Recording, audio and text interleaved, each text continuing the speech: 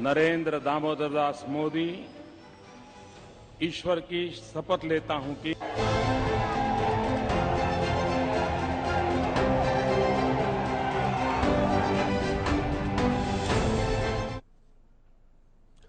नमस्कार, हरियाणा न्यूज देख रहे हैं आप और मैं हूं आपके साथ विनय चौधरी। केंद्र सरकार की अगर बात की जाए तो मोदी सरकार ने 9 साल पूरे कर लिए हैं और इस 9 साल को लेकर ही आज हम बड़ी बहस कर रहे हैं। लगातार 5 बजे से लेकर रात 9 बजे तक आप तमाम सवाल और जवाब यहां पर देख पाएंगे। और केंद्र सरकार के 9 साल की अगर बात की जाए तो सरकार अपनी उपलब्धियां गिनवा रही है, तो वहीं कांग्रेस तमाम जो सवाल हैं वो उठाए जा रहे हैं। 9 साल के 9 सवाल कांग्रेस की तरफ से उठाए गए और भी विपक्षी दल हैं जो तमाम मुद्दों पर सरकार को घेरने का काम कर रहे हैं। ऐसे में चर्चा यही करेंगे कि मोदी सरकार के ये 9 साल कितने बेमिसाल हैं या फिर जो कांग्रेस की तरफ से दावे किए जा रहे हैं कि ये 9 साल पूरी तरह से असफल रहे हैं। इस रिपोर्ट के जरिए देखते हैं और फिर इस पर चर्चा करेंगे।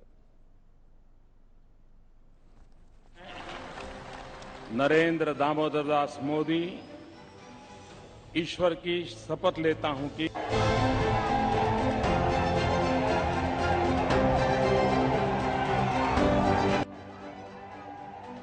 प्रधानमंत्री नरेंद्र मोदी के नेतृत्व में बीजेपी सरकार के 9 साल पूरे हो चुके हैं। केंद्रीय मंत्री देश के अलग अलग शहरों में प्रेस कॉन्फ्रेंस कर जनता को बताते नजर आ रहे हैं कि 9 सालों में सरकार के क्या क्या उपलब्धियां रही। आइए सबसे पहले आपको बताते हैं कि मोदी सरकार के 9 साल के कार्यकाल में बीजेपी सरकार ने कौन से 9 बड़े फैसले लिए। भारतीय जनता पार्टी ने जम्मू कश्मीर से धारा 370 खत्म करने का काम किया। इसके अलावा सुप्रीम कोर्ट के आदेश के बाद राम मंदिर निर्माण के लिए ट्रस्ट का गठन किया गया। काले धन पर प्रहार के लिए नोटबंदी का फैसला सरकार की तरफ से लिया गया। सर्जिकल स्ट्राइक भी मोदी सरकार के कार्यकाल में ही हुई है। कोरोना से बचाव के लिए स्वदेशी वैक्सीन कोरोना काल में ही बनाई गई। इसके अलावा डिजिटल इंडिया के लिए 5G की शुरुआत भी हुई है। आयुष्मान भारत योजना की शुरुआत भी मोदी सरकार ने की। इसके अलावा स्वच्छ भारत अभियान और हर घर गैस पहुंचाने के लिए उज्ज्वला योजना की भी शुरुआत की गई, जिसका फायदा आज करोड़ों लोगों को मिल रहा है। इन 9 सालों में देश की बदली हुई तस्वीर की बात करें तो 2014 में मेडिकल कॉलेज की संख्या 387 होती थी, जो अब बढ़कर 692 हो चुकी है। वहीं 2014 तक देश में केवल 6 एम्स होते थे, अब इन एम्स की संख्या बढ़कर 24 हो चुकी है। इसके अलावा 2014 में यूनिवर्सिटी 723 हुआ करती थी और अब यूनिवर्सिटी की संख्या बढ़कर 1472 तक पहुंच चुकी है। इसके अलावा IIT संस्थान 2014 में 16 हुआ करते थे, अब IIT की संख्या 23 है। वहीं IIM की अगर बात करें तो 13 2014 में होते थे, अब IIM की संख्या 20 हो चुकी है। 2014 में देश में 74 एयरपोर्ट हुआ करते थे, जिसकी संख्या बढ़कर अब 148 तक पहुंच चुकी है। 2014 तक देश में 2,34,000 मेगावाट बिजली उत्पादन क्षमता हुआ करती थी, जो अब बढ़कर 4,17,000 मेगावाट तक पहुंच चुकी है। इसके अलावा 2014 में 13 करोड़ गैस कनेक्शन हुआ करते थे, अब इन गैस कनेक्शनों की संख्या 31 करोड़ तक पहुंच चुकी है। नेशनल हाईवे की पहुंच की बात की जाए तो 2014 में 91,287 किलोमीटर तक नेशनल हाईवे हुआ करते थे, अब इसकी संख्या 1,44,000 किलोमीटर तक पहुंच चुकी है। वहीं रेलवे की इलेक्ट्रिक लाइन की अगर बात की जाए तो 2014 में 21,614 किलोमीटर तक रेलवे का हिस्सा इलेक्ट्रिक हुआ करता था, जो अब बढ़कर 58,812 तक पहुंच चुका है। वहीं भारतीय जनता पार्टी अपने 9 साल की सरकार की उपलब्धियों को लगातार गिनवा रही है। ये 9 सवाल नहीं है, ये कांग्रेस पार्टी के खींच से भरे सवाल हैं जो नरेंद्र मोदी जी के खिलाफ नफरत से उपजे हैं। These are not questions arising out of criticism, which is their right to do, but are the result of a pathological hatred against Narendra Modi ji. घृणा साधारण नहीं, ऐसी घृणा कि नरेंद्र मोदी जी के बारे में कुछ भी कायदे का सोच नहीं सकते हैं। अभी जो नए संसद के उद्घाटन पर चर्चा हो रही है, उस पर काफी बोला गया है, आपने भी बोला है, लेकिन आज जो उनके द्वारा सवाल किए गए हैं, पहले में पीड़ा के साथ उन्होंने कोविड के मिसमैनेजमेंट का सवाल उठाया है। कांग्रेस का यह सवाल बेशर्मी की पराकाष्ठा है, सिर्फ झूठ नहीं। आज उन्होंने लॉकडाउन के बारे में भी सवाल उठाया है, जबकि पूरी दुनिया क्या मानती है कि भारत का कोविड मैनेजमेंट दुनिया में बेस्ट रहा है।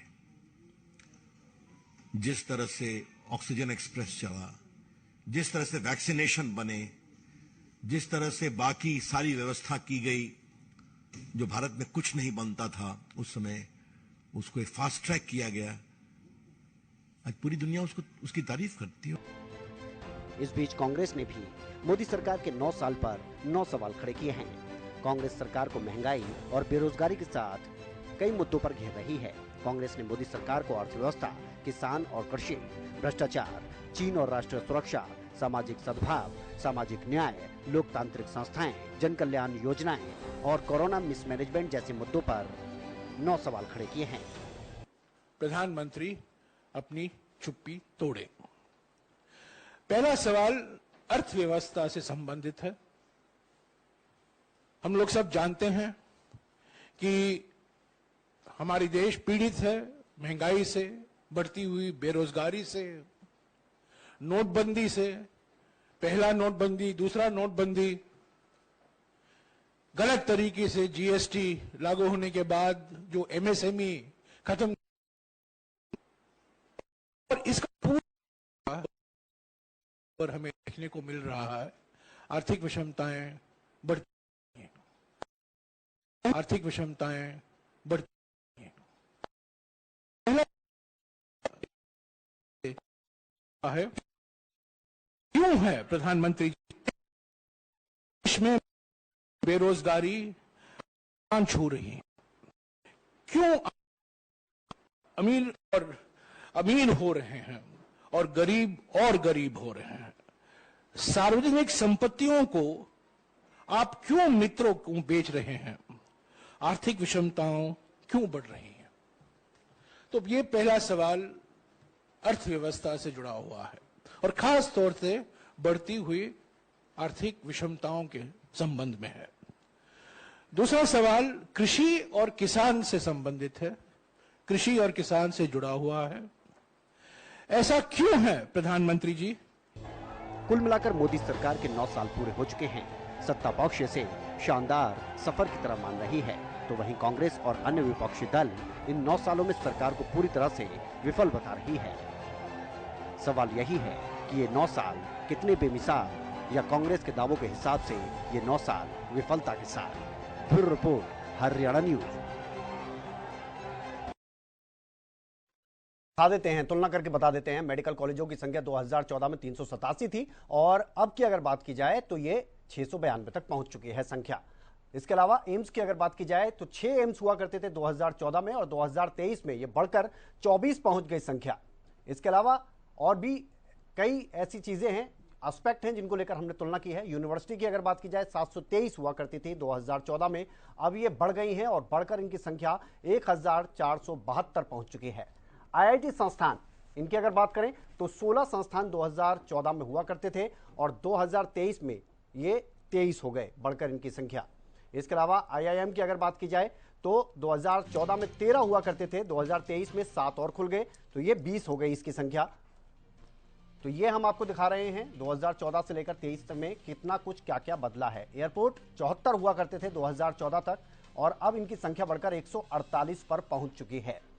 इसके अलावा बिजली उत्पादन क्षमता की अगर बात की जाए तो 2,34,000 मेगावाट हुआ करती थी 2014 में, अब ये बढ़कर 4,17,000 मेगावाट तक पहुंच चुकी है। गैस कनेक्शन उस समय तक 13 करोड़ हुआ करते थे और अब 31 करोड़ हो गई है इनकी संख्या। उज्ज्वला योजना का बहुत बड़ा हाथ रहा है इसमें। इसके अलावा 2014 में नेशनल हाईवे की अगर बात की जाए तो पहुंच थी 91,287 किलोमीटर तक, अब ये पहुंच चुकी है 1,44,000 किलोमीटर तक। ऑन एन एवरेज की अगर बात की जाए तो ये बताया जाता है कि 28 किलोमीटर के हिसाब से हाईवे आगे बढ़ाए जा रहे हैं। रेलवे का इलेक्ट्रिक का संख्या जो था वो भी उसमें काफी इजाफा हुआ है। 9 बड़े फैसले भी आपको बता देते हैं इन 9 सालों में कौन से लिए गए? जम्मू कश्मीर से धारा 370 खत्म की गई। जैसे ही सुप्रीम कोर्ट की तरफ से राम मंदिर को लेकर हरी झंडी दी गई थी तो इसके लिए ट्रस्ट का गठन भी कर दिया गया। काले धन पर प्रहार करने के लिए नोटबंदी जैसा सख्त फैसला लिया गया, जिसे लेकर मोदी सरकार हमेशा से ही घिरती रही है। सर्जिकल स्ट्राइक का फैसला लिया गया था, ये एक बड़ा फैसला था। सर्जिकल स्ट्राइक हुई, दुश्मन के घर में घुसकर दुश्मन को मारने का काम किया। कोरोना काल में स्वदेशी वैक्सीन इजाद की गई और डिजिटल इंडिया की अगर बात की जाए तो 5G की भी शुरुआत हो चुकी है काफी शहरों में। और आयुष्मान भारत योजना की अगर बात की जाए तो गरीबों के लिए इसे लाया गया, जिसका लाभ दिया जा रहा है। स्वच्छ भारत अभियान की भी शुरुआत की गई, हालांकि इसे लेकर भी सवाल उठते रहते हैं विपक्ष की तरफ से।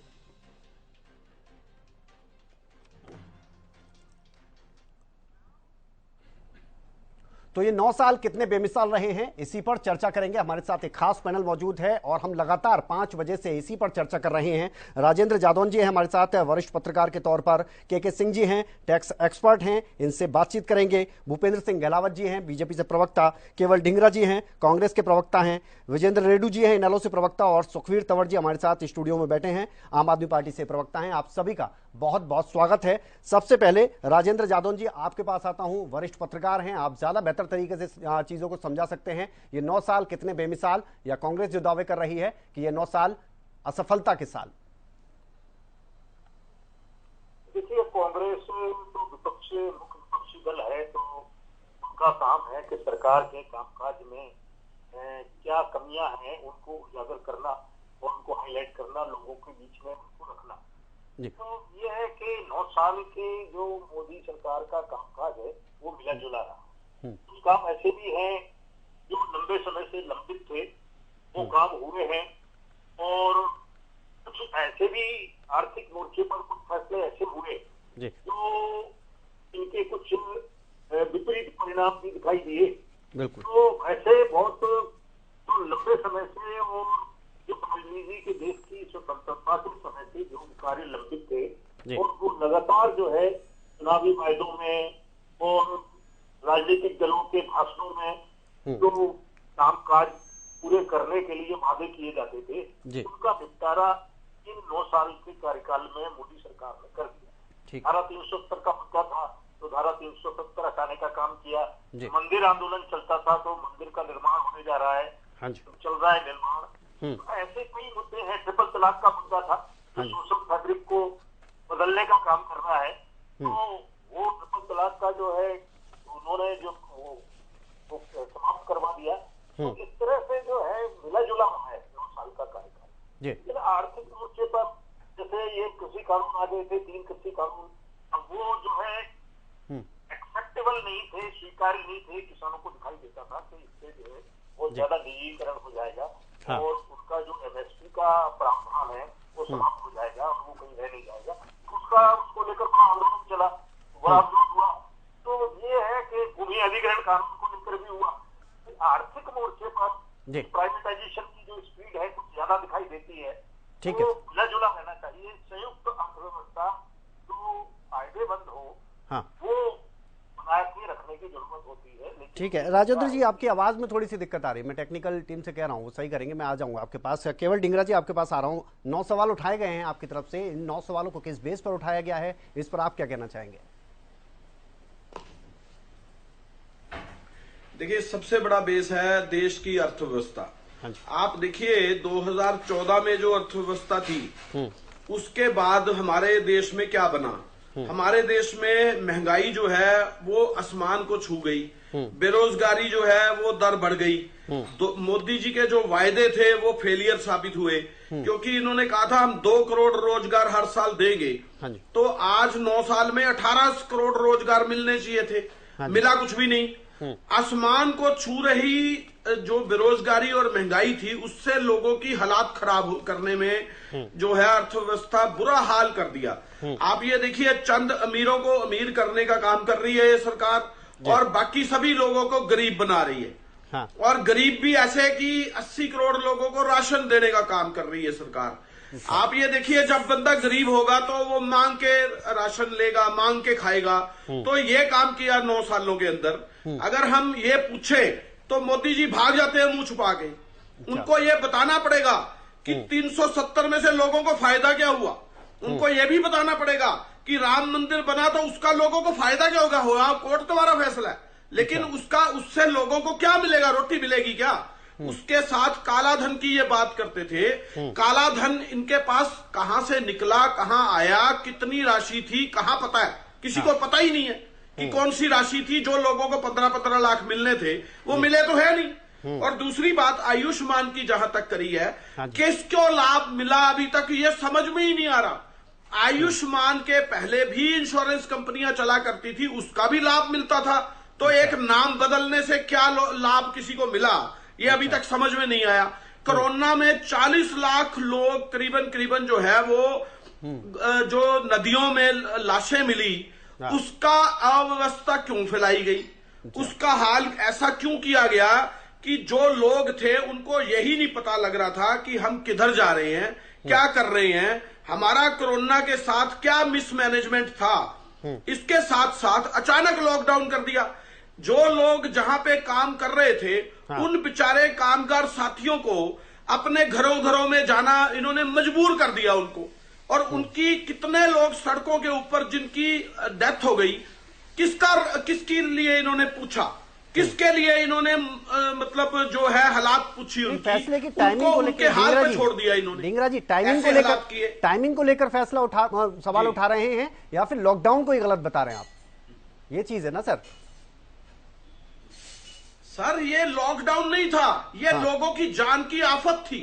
एक कोरोना, एक बुखार के माफिक, एक पेंडेमिक के माफिक लाया गया, लेकिन अचानक लॉकडाउन किया गया और अचानक लोगों के घर बंद कर दिए गए और सड़कों के ऊपर आप सुनसान करके उन लोगों की हालात खराब की गई। उनको लॉक कर दिया गया घरों के अंदर। जो फैक्ट्री है, फैक्ट्री के अंदर लॉक कर दिया गया।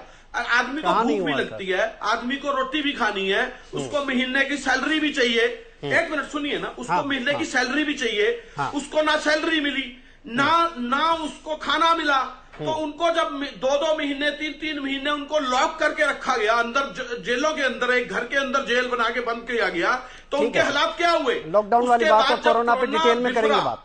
और उसके बाद सुनिए, जब कोरोना बिफरा तो उसके, मैं सिर्फ इतना ही बताना चाह रहा हूं, बड़ी बात ही कि वो लोगों की लाशें जो है वो सड़कों के ऊपर पाई गई। हॉस्पिटलों में कोई व्यवस्था नहीं की गई, कोई हालात नहीं थे कि वेंटिलेटर होते किसी के पास, किसी को कोई सांस लेने के लिए दिक्कत आ रही है तो उसके पास कोई सिलेंडर होता। ये तो लोग जो है, आप देखिए दिल्ली एक बहुत बड़ा शहर है, वहां से लोग अमृतसर तक गए, अमृतसर तक के हॉस्पिटल में एडमिट हुए। नहीं सबने देखे हालात क्या हुई, सबने देखे हालात। ढींगरा जी मजदूरों की हालात क्या, कोरोना वाली बात कामगारों की हालात क्या की। नहीं मैं तो ये देख रहा था कि आपने जो मुद्दे उठाए हैं, वो जो 9 सवाल उठाए हैं, उसको लेकर आप क्या कह रहे हैं। चलिए मैं थोड़ा आगे बढ़ रहा हूँ, क्योंकि मुझे केवल ढींगरा जी आपके बाद मुझे ठीक है आ रहा हूँ ढींगरा जी। अरे सर मैं आऊंगा मैं भूपेंद्र सिंह गहलावत जी के पास जा रहा हूँ। गहलावत जी क्या कहेंगे, क्योंकि देखिए उपलब्धियां बहुत गिनवाई जा रही हैं, लेकिन हाँ इसमें कोई दो राय नहीं है, नकारात्मक पहलू भी बहुत सारे हैं, उनको गिनवाऊंगा तो मुझे समय लगेगा। बेहतर है कि आप इस पर जवाब दें।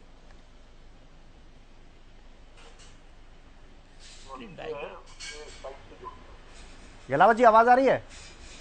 हाँ जी आ रही है सर, आ रही है। हाँ जी आ रही है।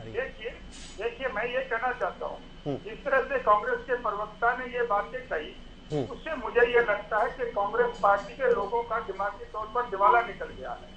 इन्होंने कोरोना को जो सारी दुनिया की महामारी थी, उसमें भी इस तरह से कही के जैसे उसको हम लेके आए। देखिए हमारी जो क्षमता थी, हमारा जो मैनेजमेंट था कोविड का, हमारे देश का ही नहीं हमने वो किया, बल्कि पड़ोसी देशों को भी हमने वैक्सीनेशन भेजने का काम किया। पूरे देश की जनता को फ्री में हमने वैक्सीनेशन करने का काम किया। और जिन लोगों को खाने की दिक्कत आई लॉकडाउन में, हमने घर घर खाने के पैकेट पहुंचाए और 80 करोड़ लोगों को हमने मुफ्त में राशन देने का काम किया। इनको उसमें भी तकलीफ हो रही है, ये चाहते हैं कि वो भी गरीबों को राशन ना मिलता। दूसरा, ये तो राहुल गांधी को जनेऊ पहना के मंदिर घुमा रहे हैं और ये राम मंदिर का विरोध कर रहे हैं। जब राम मंदिर बनने की बात आई तो इन लोगों ने विरोध किया। अब ये कहते हैं कि क्या राम मंदिर से खाना मिलेगा? अरे भैया, क्या इस देश को आप हिंदू विरोधी, आप लोग कांग्रेस के लोग हिंदू विरोधी हो? क्या आप लोग नहीं चाहते कि राम मंदिर बने? आप स्पष्ट करिए अपनी स्थिति। आप राम मंदिर पर भी उंगली उठाते हो। देखिए 370 की डिमांड कब से चल रही थी, कांग्रेस पार्टी में नेता की हिम्मत नहीं थी। हमारे आदरणीय नरेंद्र मोदी जी ने बहुत साहस का निर्णय लेकर 370 को खत्म करने का काम किया। जो हर रोज वहां पर उपद्रव होते थे, उग्रवादी घुस जाते थे, हमने दुश्मन को उसके घर में घुस कर मारने का काम किया, सर्जिकल स्ट्राइक की। इन लोगों को पता नहीं क्या हो गया, ये इस तरह की बातें करते हैं। और हमारी सरकार ने, हम महंगाई की बात करते हैं, जब से रूस और यूक्रेन का युद्ध हुआ सारी दुनिया में महंगाई बढ़ी है। और जो हमारे पड़ोस के राज्य है उन्होंने तो हाथ खड़े कर दिए। पाकिस्तान में क्या पेट्रोल डीजल का भाव है, श्रीलंका में क्या है। आज सारी दुनिया में हमारी भारतीय जनता पार्टी, भारत सरकार का और आदरणीय नरेंद्र मोदी जी का डंका बज रहा है। अभी पिछले तीन देशों में गए तो वहाँ कितना स्वागत हुआ। और ऑस्ट्रेलिया के प्राइम मिनिस्टर ने तो नरेंद्र मोदी को बोस्टन बताया। एक देश के प्राइम मिनिस्टर ने मोदी जी के पैर छूने की बात की। आज हम पूरी दुनिया में अर्थव्यवस्था में 5वें नंबर पर हैं। और जो देश हमारे ऊपर इतने सालों से राज करते गया उसकी आप अर्थव्यवस्था देख लिए कहाँ पहुंच गई। तो मैं ये कहना चाहता हूँ कि कांग्रेस पार्टी को भारतवर्ष के बारे में फिजूल की बातें नहीं करनी चाहिए। आज भारतवर्ष माननीय नरेंद्र मोदी जी में पूरे दुनिया में ऊंचाइयों पर जा रहा है। और मैं तो उनकी उपलब्धि के बारे में तो बात करूं, पहले तो मैं इनका जवाब दे रहा था। लेकिन तो कितने सारे काम हमने किए। हमने देखिए स्वच्छ भारत अभियान चलाया, हर पूरी देश को शौच मुक्त करने का काम खुले में हमने काम किया। और मैं ये कहना चाहूंगा कि 20 वंदे भारत ट्रेन हमने चलाया जो कांग्रेस के राज में एक भी नहीं चलती थी। और जो मेट्रो ट्रेन 5 शहरों में चलती थी हमने 15 शहरों में चलाने का काम किया। कितने हमने एक्सप्रेस हाईवे बनाई। आज आप देखिए जहाँ जाता था 8-8 घंटे का सफर लगता था, समय लगता था सफर करने में, आज मात्र 2-3 घंटे में हम लोग पहुंच रहे, सफर तय कर रहे हैं। इससे खास देखिए हमारे जब हमने ये डेवलपमेंट की है तो हमारे भारत में बहुत सारा निवेश जो है दूसरे देश निवेश करने को तैयार हो रहे हैं। ठीक है हमारे यहाँ पूरी ठीक है गहलावत जी बैठेंगे, अभी तो 1.5 घंटा है, पूरा बात करेंगे और फैक्ट के साथ बात करेंगे। विजेंद्र रेड्डी जी आपके पास आऊंगा क्योंकि देखिए कांग्रेस तो पुरजोर तरीके से इस चीज को उठा रही है, थोड़ा आप पीछे नजर आ रहे हो। क्या आप ये मानते हैं कि आप एक प्रदेश की पार्टी के तौर पर एक प्रदेश को देख रहे हैं, या फिर आपने भी जिस तरह से, क्योंकि देखिए ओम प्रकाश चौटाला जी तो कोशिश कर रहे हैं, वो तो सभी दलों को एक साथ लाने की बात कर रहे हैं, उन चीजों की बात कर रहे हैं, तो इस चीज को लेकर बात क्यों नहीं की जा रही? विनय जी, सबसे पहले तो मैं यही कहूंगा कि हम पीछे नहीं है। अगर कोई बात उठा रहा तो कांग्रेस की बजाय इंडियन नेशनल लोकदल पार्टी ही उठा रही है। एक तो विनय जी इको आ रही है, मेरी साउंड बैक आ रही है, इसको ठीक करवाए। मैं करवाता हूँ सर, आप साउंड को ठीक करवाए विनय जी। मैं करवाता हूँ आप मेरे को साउंड बैक आ रही है। मैं समझ रहा हूँ सर, करवाइए। मैं टेक्निकल टीम को सुन लिया उन्होंने। हाँ विनय जी, कांग्रेस पार्टियों की ज्यादतियों से और इनके जो बुरे कर्म किए थे, चाहे वो भ्रष्टाचार के इतने बड़े बड़े मुद्दे उभरे थे, उन सब से तंग आकर के जनता ने एक विश्वास जताया। और जो भारतीय जनता पार्टी ने इस कांग्रेस की कमजोरियों के मद्देनजर अपना एक लोक लुभावन मैनिफेस्टो तैयार किया और उसके पीछे दुनिया पागल हुई, हिंदुस्तान पागल हुआ और प्रचंड बहुमत से भारतीय जनता पार्टी को केंद्र की सत्ता में लेकर के आने का काम किया। पहली बात तो जो इन्होंने लोक लुभावन सपने अपनी मैनिफेस्टो में दिखाए थे, उनमें से इन्होंने एक भी पूरा नहीं किया। जो हमारे कांग्रेस के साथी ने एक एक करके गिनवाने का काम किया। दूसरी बात, इन्होंने कहा कि हमने इतने काम कर दिए हैं, तो इनके कामों में इनको देखिए, ये कहते हैं हम काला धन वापस लाने के लिए नोटबंदी का प्रहार हमने किया। वो काला धन कितना वापिस आया उसका आंकड़ा आज तक भी नहीं दिया है। इसके बदले में लोगों को लाइनों में खड़े होकर के कईयों ने अपनी जान को भी गंवाना का काम किया। एक ये काम इन्होंने गलत किया। ये आयुष्मान भारत की बात करते हैं, आज हिंदुस्तान के हॉस्पिटलों में, क्लिनिकों में 50% से भी ज्यादा वैकेंसी खाली है, डॉक्टर नहीं है, दवाइयां नहीं है और अदर फैसिलिटीज जो होती हैं पैरामेडिकल स्टाफ की, वो कोई सुविधा नहीं है। और ग्रामीण एरिया का तो ये हालात है कि आज भी 97% पोस्टें वैकेंट पड़ी हैं, वहां कोई भी सुविधा नहीं है। ये इनका आयुष्मान भारत है। स्वच्छ भारत की बात करें तो आज तक दिल्ली का जो वो कूड़े का ढेर था वो नहीं ये हटा सके। इससे बड़ा और उदाहरण मैं क्या दूंगा, जगह जगह गंदगी के ढेर लगे पड़े हैं। और दूसरी बात इन्होंने कही, हर घर हमने सिलेंडर पहुंचाने का काम किया। विनय जी, सिलेंडर इन्होंने पहुंचा करके वो अपनी पड़छत्तियों में रखवाने का काम किया। 400 रुपए का सिलेंडर आज 1150 में मिल रहा है। ऐसे सिलेंडर का क्या फायदा जिसको यूज ही ना कर सके। तो ये इन्होंने काम किए है अपने 9 वर्ष में। और दूसरी बात, ये जो काम किए इनका रिजल्ट क्या निकला वो भी मैं आपको बता देता हूं। इनका रिजल्ट ये निकला, अब बड़ा गंभीर चिंतन का विषय है। आज हमारे देश में सामाजिक सद्भाव खराब हो चुका है, जाति पाति को रंग दिया गया है। जो प्यार प्रेम से आपसी भाईचारे से लोग रहा करते थे, उनमें कहीं ना कहीं जातीय रंग घोल करके उनके सद्भाव को, उनके आपस के प्यार प्रेम को खराब करने का काम किया। और इससे बड़ा उदाहरण मैं आपको दूंगा। ये कहते हैं हमारी जीडीपी इतनी बढ़ा दी हमने। जो आर्थिक विषमताएं जो पैदा इस सरकार में हुई है, वो पूरा हिंदुस्तान में कभी नहीं हुआ। सामंतवाद की तरफ हमारा देश बढ़ रहा है। ये गवर्नमेंट के आंकड़े हैं जिसमें दर्शाया गया है कि आज हिंदुस्तान की 40% वेल्थ हिंदुस्तान के 3% की बात कर रहे हो सर आंकड़े लेकर मैं भी बैठा हूँ। 97% रेणु साहब, आंकड़े लेकर मैं भी बैठा हूँ। अर्थव्यवस्था की आप बात कर रहे हैं, पांचवी सबसे बड़ी अर्थव्यवस्था के तौर पर उभर रहा है देश। IMF में बोला जाता है कि पूरे ग्लोबल में अगर बात की जाए, पूरे दुनिया की बात की जाए, उसमें भागीदारी 15% तक होगी। ये आंकड़े मैं लेके बैठा हूँ, मैं तो आपसे फैक्ट की बात कर रहा हूँ। आप ये बताइए मेरे को, नहीं इनडिस्क्रिमिनेशन की क्या आंकड़े हैं बताइए आप मेरे को। मैं तो डिस्क्रिमिनेशन के आंकड़े बताइए। आप जो अर्थव्यवस्था की बात कर रहे हैं, अर्थव्यवस्था बन गई, 5वीं अर्थव्यवस्था बन गई, ये मान लिया मैंने आपकी बात।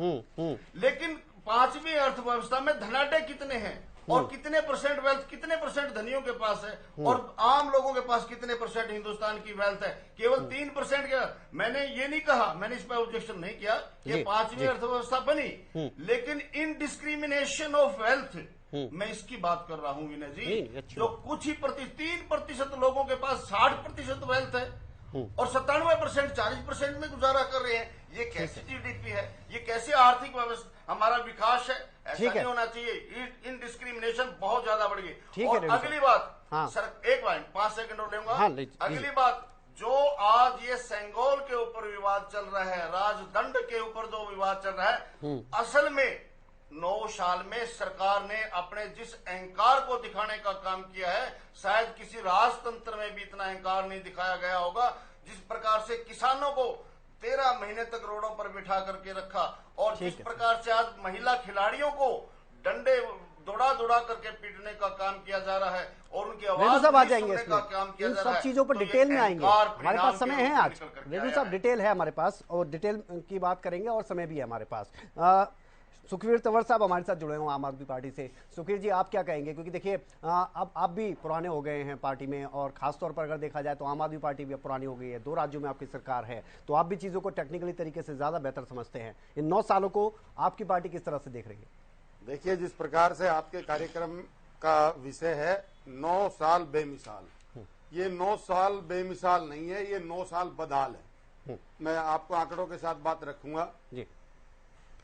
अगर हम भूल जाएं जो 15-15 लाख का वायदा, अगर हम भूल जाएं 2 करोड़ रोजगार प्रति वर्ष, अगर हम भूल जाएं पहली कलम से स्वामीनाथन कमेटी की रिपोर्ट को C2+50 में लागू करना, अगर हम भूल जाएं 2016 में किया गया वायदा कि 2022 में किसान की आय दुगनी कर देंगे, अगर हम ये भी भूल जाएं किस प्रकार से कोरोना के दौरान जो जीडीपी की चर्चा हो रही थी, जो -23.9 पे ले जाने वाले लोग, और इसके बाद जिस प्रकार से दिखाया गया कि नोटबंदी से जिस प्रकार से काला धन और भ्रष्टाचार की बात हो रही थी, जब 99.40% आपके जो उस वक्त की प्रतिबंधित मुद्रा थी जब आरबीआई में जमा होगी, तो हमें बताया जाए कि भ्रष्टाचार और जिस प्रकार की बात भारतीय जनता पार्टी कर रही है, जो आपने प्रोमो में भी दिखाया, उसका अर्थ क्या रह जाता है। इसके अलावा जिस प्रकार से ऐतिहासिक तौर पे रुपया डॉलर के मुकाबले रुपए की जो स्थिति है और जिस पे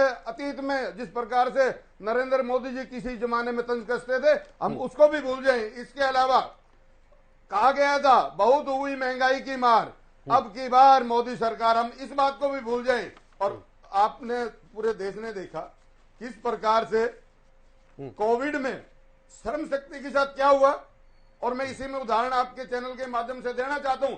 जिस प्रकार की असमानता दिखाई गई, गुजरात राज्य के कुछ लोग हरिद्वार में फंसे हुए थे, उनके लिए स्पेशल ट्रीटमेंट, और देश में कोई 500 किलोमीटर, कोई 700 किलोमीटर, कोई 1000 किलोमीटर, कोई 1200 किलोमीटर, ये विफलता है, ये असमानता का विवरण है जो रेड्डू साहब से आप बात कर रहे थे। इसके अलावा किसान आंदोलन जो 3 काले कानूनों के विरोध में आया, 750 किसानों की शहादत को भी भूल जाएं, और जिस प्रकार से आज भी जो गृह राज्य मंत्री बना हुआ है अजय मिश्रा उर्फ टेनी, जिस प्रकार से उसके लड़के ने किसानों को कुचला, हम उसको भी भूल जाएं। इसके अलावा जिस प्रकार से जवानों के साथ, सेना के जवानों के साथ इन्होंने छल किया, मैं आपको आंकड़ों के साथ बताता हूं। 70 से 80 हजार की भर्ती प्रति वर्ष जब भारत गुलाम था उस वक्त भी होती थी, और भारत की आजादी के बाद भी 70 से 80 हजार भर्ती थल सेना, जल सेना, वायुसेना में रही हैं। और उसके बाद अग्निवीर में इन्होंने क्या किया, अग्निवीर को इन्होंने 50,000 पे सीमित कर दिया, और उसमें से भी सिर्फ 25%। कहने का भाव यह है कि जो 80,000, 70,000 की जो भर्तियां सेना में होती थी, वो इन्होंने, आप आंकड़ा करके देख लो, 50 का अगर ये मैक्सिमम भी करते हैं, 50,000 का 12,500। कहने का मतलब ये है कि जो एक स्थायी रोजगार था, किसान का, मजदूर का बच्चा फौज में जाके इस देश की रक्षा के लिए अपने प्राणों की बाजी लगाता था, इन्होंने वो 10,000 मात्र पे सीमित कर दिया। ये इनका बेमिसाल है। इसके अलावा जो विषय है, अभी चर्चा हो रही थी, 5% लोगों के पास 95% संपत्ति है, और बची हुई 5% जो संपत्ति है इस देश की, उसके लिए 95% में मारामारी है। इसीलिए ये आर्थिक विषमता और कहीं ना कहीं ये गृह युद्ध की तरफ भारतीय जनता पार्टी ने अतीत के 9 सालों में इस देश को धकेला है, और आगे जैसे चर्चा चलेगी हम भी पूरी तैयारी के साथ आए हैं। भारतीय जनता पार्टी भी इन बातों का जवाब दे जो मैंने तथ्य आपके चैनल के माध्यम से राष्ट्र और प्रदेश की जनता के सामने रखे। नहीं तो आप, ये भी अच्छी बात है, आप दूसरे दल के एक बार ये भी क्लियर कर दीजिए कि 8 साल पहले ये जो आप बता रहे हैं कि 95% लोग ऐसे हैं, 5% लोग ऐसे हैं, उसके बारे में भी थोड़ी तस्वीर क्लियर कर दीजिए सर। देखिए, वो तस्वीर का विषय नहीं है, अभी तो मैंने ये रखा है जो बेमिसाल की बात कर रहे हैं, मैंने आंकड़े ये रखे। अगर हम इन सारी चीजों को भूल जाएं तो फिर बेमिसाल और उसका विषय कहाँ रह गया। और जो आपने सवाल उठाया है, इस सवाल का भी जवाब दूंगा। जी विनय जी, 5 सेकंड में बोलूं? बस आ रहा हूं सर, मैं आऊंगा आपके पास आऊंगा। समय की कमी नहीं है सर, आज अपने पास समय बहुत है, आराम से मैं आपको दूंगा समय। मैं तंवर साहब आप निकाल लीजिए आंकड़े, मैं आगे की भी रिएक्शन ले लेता हूँ, कोई दिक्कत नहीं। टैक्स एक्सपर्ट के तौर पर हमारे साथ के सिंह जी जुड़े हुए हैं, क्योंकि ये चीज़ ज़्यादा बेहतर तरीके से बता सकते हैं कि अर्थव्यवस्था को लेकर किस तरह से हालात पहले थे अब हो गए। इसके अलावा अगर बात की जाए तो कितना ज़्यादा एक भूमिका टैक्स के तौर पर अगर हम देखें पहले थी और अब थी, कितना महंगाई दर में इन्फ्लेशन की अगर बात की जाए, जो हम बात कर रहे हैं इन्फ्लेशन, वो अप और डाउन हुआ है। सर आपका क्या कहना है? सबसे पहले तो मैं धन्यवाद देना चाहूँगा कि आपने अपने चैनल में मुझे मौका दिया। जी विनय जी बहुत बहुत धन्यवाद।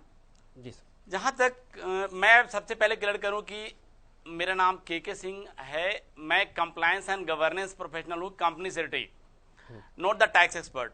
Okay sir, okay. जहाँ तक 9 इयर्स का सवाल है, 9 इयर्स में जो डेवलपमेंट्स अगर देखा जाए तो जो चीजें हैं उसको हम कुछ पॉइंट्स में हम काउंट कर सकते हैं, irrespective of the party politics. जो ईज ऑफ डूइंग बिजनेस है, that's really has tremendous developments has already taken place. और ईज ऑफ डूइंग बिजनेस में आज जिस तरीके से ease of doing business, single window systems, इससे एक बिजनेस का जो इन्वायरमेंट डेवलप हुआ है वो वास्तव में तारीफ के काबिल है। दूसरा है कनेक्टिविटी। जो ओवरऑल अगर देखें हम पूरे हिंदुस्तान में और वर्ल्ड में जो कनेक्टिविटी है हमारे देश की, वो ऑनलाइन और ऑफलाइन दोनों मोड में अगर देखें, ऑनलाइन में ड्यू टू टेक डेवलपमेंट्स बहुत ही बेहतरीन हो गई है, और हम उसके कारण से हमारी ईज ऑफ डूइंग बिजनेस बेहतर हो चुकी है। दूसरा ऑफलाइन, जिस तरीके से इस 9 साल में इंफ्रा का जो डेवलपमेंट है, इंफ्रास्ट्रक्चरल डेवलपमेंट है, उसके कारण से हमारा offline connectivity from one point to another points in our country has, जो बहुत ही बेहतर हो चुका है। माफ कीजिएगा, बीच बीच में इंग्लिश शब्द आ जा रहा है, कोई दिक्कत नहीं सर, आप कोशिश करिए ज्यादा हिंदी मैं शब्दों का बिल्कुल इस्तेमाल मैं करें। कोशिश करूंगा, इसके लिए माफ कीजिएगा। नहीं बिल्कुल। दूसरा जो तीसरा पॉइंट है डिजिटल करेंसी, आज जो डिजिटाइजेशन का जो फायदा है एक टॉप लेवल के बिजनेसमैन से लेके एक रेडी वाले तक पहुंचा हुआ है, और ये वास्तव में एक जो आज हम कह रहे हैं 5th लार्जेस्ट इकोनॉमी जो हम हैं, उसके लिए ये जो डिजिटाइजेशन है बहुत अहम रोल अदा कर रहा है। चौथा पॉइंट मैं कहना चाहूंगा, transparency in transaction and easy access. जो पहले ट्रांजैक्शंस होते थे उसमें बहुत सारे हम ऑफलाइन काम किया करते थे, लेकिन आज वो चीज अगर हम देखें तो ट्रांजैक्शंस हमारा ऑनलाइन मोड होने के कारण पूरी तरह से ट्रांसपेरेंट और पारदर्शी है। उस पारदर्शिता के कारण हमारी जो लोगों का जो विश्वास है बिजनेस में, जो विश्व का विश्वास है हमारे देश में, वो ट्रांसपेरेंसी के कारण बहुत बड़ा है।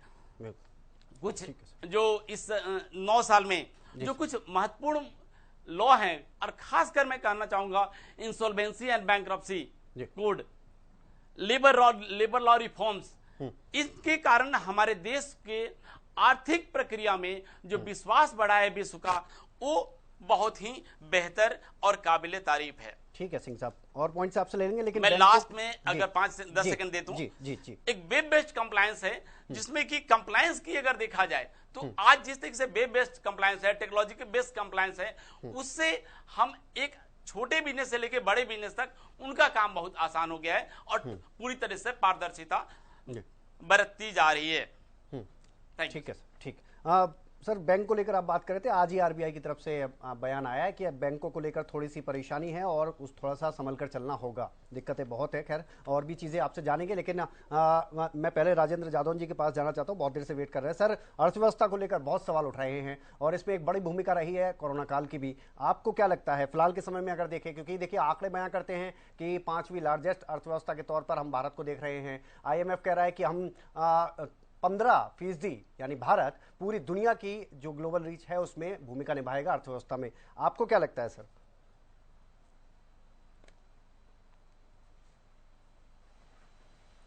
जादौन जी, आवाज आ रही है आपके पास? हेलो। हाँ जी सर, अर्थव्यवस्था को लेकर सवाल उठाए जा रहे हैं विपक्ष को कि मोदी सरकार ने कुछ सामाजिक आर्थिक मुद्दों पर अपने तरीके से काम किया है। नई निजीकरण बहुत तेज कर दिया उन्होंने। हाँ। और इतना निजीकरण करने की जरूरत भी नहीं है, क्योंकि सार्वजनिक क्षेत्र को बनाए रखना भी जरूरी है। सही बात। कारण क्या है कि निजी क्षेत्र में रोजगार की संभावनाएं और निजी क्षेत्र का जो व्यवहार है एक तरह से श्रमिक कानूनों के प्रति, वो उसमें जो है बहुत जिम्मेदारी और अनुशासन का भाव नहीं होता। और सरकार ने ये किया है कि श्रमिक कानूनों में उस तरह की छूट दे दी ताकि निजी क्षेत्र अपने तरीके से काम करे। इसलिए सार्वजनिक क्षेत्र को प्रतिस्पर्धा में रखकर अर्थव्यवस्था के वाहन है उसको आगे बढ़ाने की, अर्थव्यवस्था की गाड़ी को आगे बढ़ाने की जरूरत है। अब ये जो है इन्होंने जो निचले तबके का जो अंत्योदय के उत्थान की बात कर रहे हैं, अंत्योदय को उत्थान के लिए ये प्रधानमंत्री गरीब कल्याण योजना, अन्नदाता योजना और वो जो है उज्ज्वला योजना, वो तमाम तरह की राहत के काम उन्होंने किए हैं। लेकिन सवाल ये है कि आप राहत कब तक देते हैं? होता है ये है कि जो अंत्योदय की स्थिति में पंक्ति का अंतिम व्यक्ति है, आप उसको गरीबी के जाल से निकालने का बंदोबस्त करें। आर्थिक नीतियां ऐसी होनी चाहिए, ये नहीं कि वो हमेशा ये वर्डन ही बना रहे कि आपको सरकारी कोष से उसकी मदद करते रहे, वो लाभार्थी बना रहे। ये करने की बजाय अर्थव्यवस्था का चक्र इस तरह से चलाने की जरूरत है ताकि वो उसकी गरीबी खत्म हो। ठीक है। सापेक्ष गरीबी तो हो सकती है, लेकिन निरपेक्ष गरीबी होना चाहिए कि उसको बुनियादी सुविधाएं मिले, वो गैस का सिलेंडर भरवाने की, वो अपने पेट के भूख शांत करने के लिए अनाज गेहूं चावल खरीदने की स्थिति में नहीं है। तो अर्थव्यवस्था आर्थिक नीतियों को इस तरह से निर्धारित करने की जरूरत है।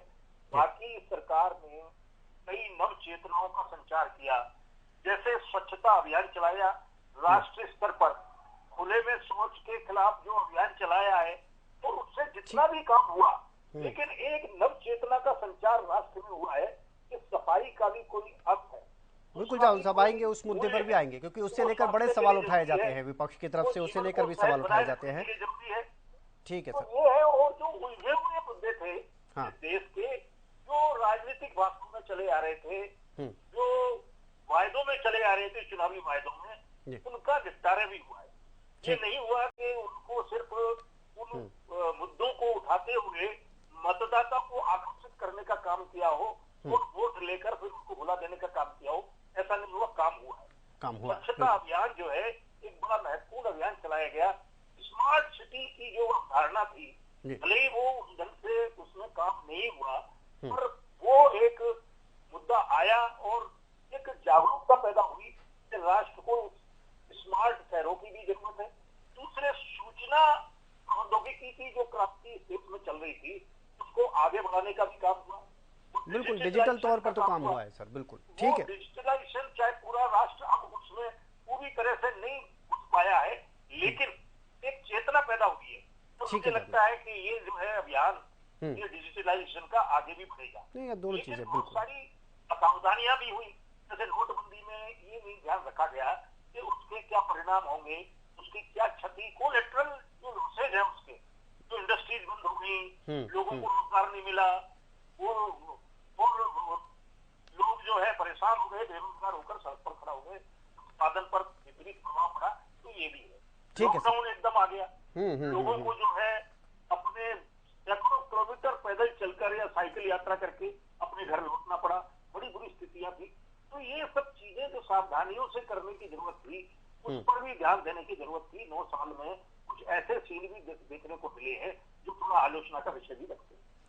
ठीक है। ढींगरा साहब क्या कहेंगे? देखिए अब चाहे जादौन जी की बात की जाए या फिर अन्य आपके प्रतिद्वंदी दलों की बात की जाए, उनकी तरफ से भी बहुत कई बातें, कई पॉइंट्स बताए गए हैं और बड़ी डीपली बताए गए हैं, खासतौर पर अर्थव्यवस्था को लेकर, क्योंकि अब मैं एक पहलू के साथ आगे बढ़ना चाहता हूं। अर्थव्यवस्था को लेकर बड़े सवाल उठाए जा रहे हैं कि किस तरह से हालात अच्छे रहे या बुरे रहे हैं। आप क्या कहेंगे? क्योंकि देखिए आप किसकी अर्थव्यवस्था को ज्यादा बेहतर मानते हैं? सबसे ज्यादा शक्तिशाली देश अमेरिका की भी हालात बहुत ज्यादा अच्छे नहीं लग रहे इस टाइम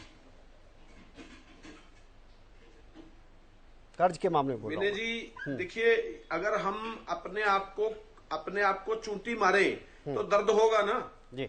ये जो दूसरे की अर्थव्यवस्था की और अपने इंडिया की अर्थव्यवस्था की हम बात कर रहे हैं, पहले तो हम इंडिया की अर्थव्यवस्था की बात करें ना। पहले इंडिया की अर्थव्यवस्था ये है कि गरीब आदमी को गरीब किया जा रहा है, अमीर आदमी को अमीर किया जा रहा है। मैंने आपको पहले भी वो यही वर्ड बोले थे, शायद मुझे लगता है कि विनय जी के समझ में नहीं आए, क्योंकि जब आप सिर्फ अमीर आदमियों को अमीर बनाने में लग जाएंगे तो फिर कैसे होगा। मोदी के जो मित्रवाद है उसके अंदर एक जो मित्र हैं उन्हीं को फायदा पहुंचाने के लिए अगर 9 साल में सरकार ने काम किया, तो आम आदमी का क्या?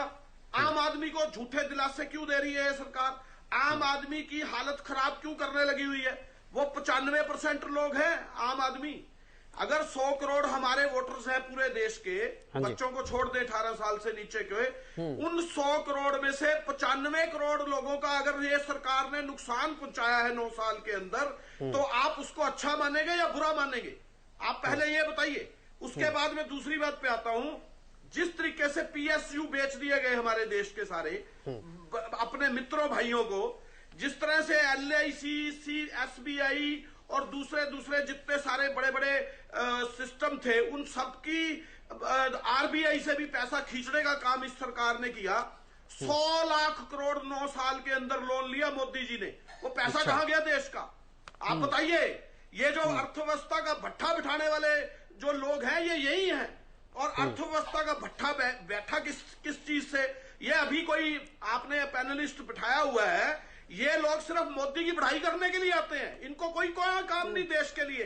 तो ये सब कुछ टेक्निकल कुछ पैमाने तो बता दीजिए फिर। बिजनेस हो गया सर, कुछ पैमाने बता दीजिए। ये बता दें ईज बिजनेस है कौन सा इस देश के अंदर? सुनिए विनय जी, आप इनकी बढ़ाई करिएगा, आपको भी चर्चा का विषय। मैं तो आंकड़े बता रहा हूं। मैंने तो सबसे पहले नकारात्मक पहलू बताए। इन 9 सालों में क्या नकारात्मक, ढींगरा जी 9 सालों में क्या नकारात्मक पहलू है, उन पे बात की मैंने तो 9 साल वाली। आपको सुना तो रहा हूं। और आपके 9 साल दिखाए हैं, 9 सवाल पूरे देश का। भाई साहब भट्ठा बिठा दिया। ईज ऑफ डूइंग बिजनेस है कहां? ईज ऑफ डूइंग बिजनेस कौन सा है ये बता दो।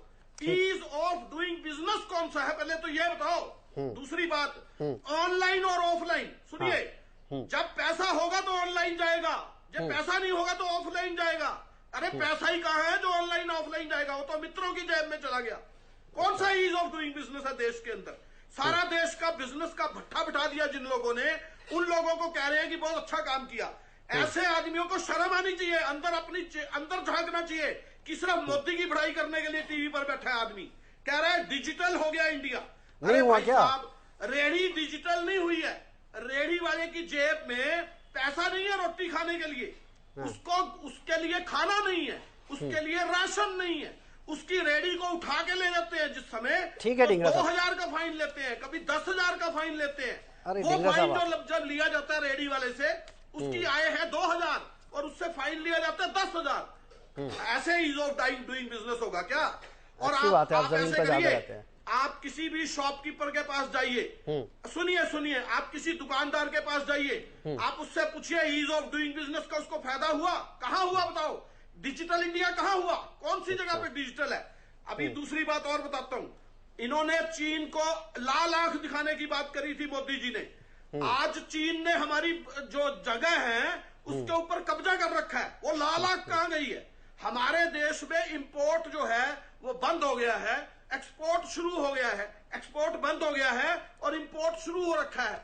हम चीन से इंपोर्ट करी जा रहे हैं चीजें, एक्सपोर्ट बंद हो गया है, तो हमारे देश की अर्थव्यवस्था खराब हुई अच्छी होगी। ढींगरा जी देखिए, कहने के लिए कहने का कोई फायदा नहीं ना सर। जो लोग इस चीज को गलत बोलते, सुनिए, हाँ, फैक्ट के हिसाब से किसी के खिलाफ नहीं हूँ भाई साहब, नहीं, मैं किसी के खिलाफ नहीं हूँ। अर्थव्यवस्था, अर्थशास्त्रियों को अपने अंदर झांक के बात करनी चाहिए कि मोदी की बढ़ाई करनी है या असली में अर्थव्यवस्था की बात करनी है। ठीक है, अत्याचार गरीब लोगों पे 95% लोगों पे हो रहा है, उसकी बात करनी चाहिए। चलो आ जाते हैं सर, और दूसरे मुद्दे पर भी आऊंगा। सामाजिक न्याय के अंदर ढींगरा जी, जो महिलाओं, दलितों, उन मुद्दों पे भी आएंगे ना सर, सब चीजों पर आएंगे। ढींगरा जी, गेस्ट और भी ना खिलाफ अत्याचार हो रहे हैं। नो, विनय जी एक मिनट सुनिए, सभी को पैनलिस्ट को अपनी अपनी बात रखनी है। मुझे 9 सवाल के बारे में 9 सवाल और रखने हैं। हाँ। मैं अपनी बात पूरी कर लूं। सामाजिक न्याय के अंदर महिलाओं और दलितों के साथ ST और OBC के जो अल्पसंख्यकों के ऊपर ये सरकार अत्याचार कर रही है। आपने देखा होगा, अभी मोदी जी ने जो है नई लोकसभा का अनावरण किया है कल। वहां पे हमारे जो BC वर्ग, महिलाएं वर्ग, OBC वर्ग, ST वर्ग, उनको क्यों नहीं बुलाया गया? राष्ट्रपति जी की अहमियत क्यों नहीं दी गई? इतना बड़ा शर्मनाक चेहरा कि अपने आप को सिर्फ टीवी पर दिखाना है, बाकी सभी को साइड पे करना है। ढींगरा जी के लिए मोदी जी को कल इस पर हमने डिबेट कर ली है और सारे उसके अच्छे बुरे पहलू सब रखे थे हमने। ठीक है ढींगरा जी, मुझे जरा डिबेट नहीं कर ली है। 9 सवालों में 9 मुद्दा है, वो मुझे पता है सर। सवालों के अंदर जो बेहतरीन, ये तो हम दिखा रहे हैं, उसका मुद्दा हम तो अपनी टीवी पर भी दिखा रहे हैं आपके 9 सवाल सर। हमने तो जयराम रमेश जी की पूरी बाइट सुनाई है सर, आपने सुना नहीं? इसका मतलब सर आपने सुना नहीं जयराम रमेश जी की पूरी बाइट के लिए क्या किया इन लोगों ने? ठीक है, ले लेता हूं मैं आपका जवाब, फिर आप नाराज क्यों हो रहे हो? ले लेंगे जवाब, आगे भी तो बढ़ना है सर। गहलावत जी एक बार आपके पास आ रहा हूं मैं, दे दीजिए इनको जवाब चाहिए पहले। नहीं आपको जवाब चाहिए ना सर। 18 करोड़ रोजगार का किसके पास? ठीक है, वो रोजगार वाली भी बात करेंगे। रोजगार का किसके पास? रोजगार को लेकर मैं फैक्ट के साथ बात कर लेता हूँ। 18 करोड़ रोजगार सृजित नहीं होंगे, रोजगार के लिए फैक्ट के साथ बात कर लेते हैं। फैक्ट के साथ बात कर लेते हैं, क्या परेशानी है सर? जो 2 करोड़ वाली बात आप कही जाती ना आपके साल की, मैं तो खुद बात कर रहा हूँ। अरे ढींगरा जी सुनिए तो सही, सवाल तो ले लूं मैं। 18 करोड़, चलिए 18 भैया, ये 2 करोड़ नहीं है, 18 करोड़ हर साल वाली बात कर रहा हूं मैं तो, हर साल वाली बात जो आपके ही नेता उठा रहे हैं कि हर साल 2 करोड़ नौकरियां देने का वादा किया था। हर साल नहीं मैं मानता, मैं आज तक 18 करोड़ रोजगार मानता हूं, वो कहां है? ठीक है ढींगरा जी, गहलावत जी, क्योंकि अभी जो मेरे पास भी आंकड़े हैं उसमें अगर केंद्र की खाली बात कर लें तो 2 लाख भी पूरा नहीं होता एक भी साल में, पूरा 2022 तक के आंकड़े मेरे पास भी। और इनके जवाब दे दीजिए सर, नाराज हो रहे हैं। देखिए, पहले तो मैं ढींगरा साहब से प्रार्थना करना चाहूंगा, हाँ, ये किसी के साथ कैसा भी व्यवहार करें, लेकिन जब मैं डिबेट पर बैठा हूँ ढींगरा साहब, मैं कभी भी अच्छी बात और गलत शब्दों का इस्तेमाल नहीं करता। और जब मैं डिबेट पर हूँ तो कम से कम मैं आपको ये नसीहत देना चाहता हूँ कि गलत शब्दों का इस्तेमाल ना करें। ये पार्टियों का मामला है, इसको जाति ना बनाइए आप, और अपनी पार्टी की बात रखिए। आप ये कहते हैं कौन बैठा है, कौन उस पर बैठा है। अरे भैया, मैं किसी हैसियत से बैठा हूँ, आप भी किसी हैसियत से बैठे हैं। आपको पर्सनल तौर पर नुक्ताचीनी करने की कोई जरूरत नहीं है। अगर आप पर्सनल तौर पर नुक्ताचीनी करोगे तो वो अच्छी बात नहीं है। दूसरी मैं बात ये कहना चाहता हूँ, आपके लिए मैंने कहा ही नहीं भाई साहब। ठीक है ढींगरा जी, वो सभी के लिए कह रहे हैं, वो सभी के लिए कह रहे हैं। गहलावत जी ठीक है, गहलावत जी आगे बढ़ते हैं, आगे बढ़ते हैं सर। मैं ये कहना चाहूंगा कि मोदी साहब से तो इन्होंने इतनी बात की, जिनकी ईमानदारी पर उनके विपक्ष के लोग भी उंगली नहीं उठा सकते, और जिन पर 6-6 करोड़ 6-6 केस तो हरियाणा में चल रहे हैं, और इनके राष्ट्रीय नेता कितने लोग जमानत पर है, कितने पे केस चले हुए हैं, ये उनकी बात नहीं करते। मैं तो ये कहता हूँ आज हरियाणा प्रदेश में और देश में भी जो स्थिति हमारे देश की है, आप पड़ोसी राज्यों को देख लीजिए। जब कोरोना काल आया उसके बाद क्या स्थिति हुई, इनको इस बात की तकलीफ है कि हम गरीब आदमियों को राशन क्यों दे रहे हैं। नहीं गहलावत जी उन चीजों पे आ जाएंगे, वो अभी नौकरी वाली बात कर रहे थे सर, क्योंकि देखिए एक एक करके सब एस्पेक्ट पे आ रहे हैं, और क्योंकि मुझे और भी मैं ये कहना चाहता हूँ, देखिए मैं ये कहना चाहता हूँ, ये पता नहीं कहाँ से आंकड़े लेकर के आते।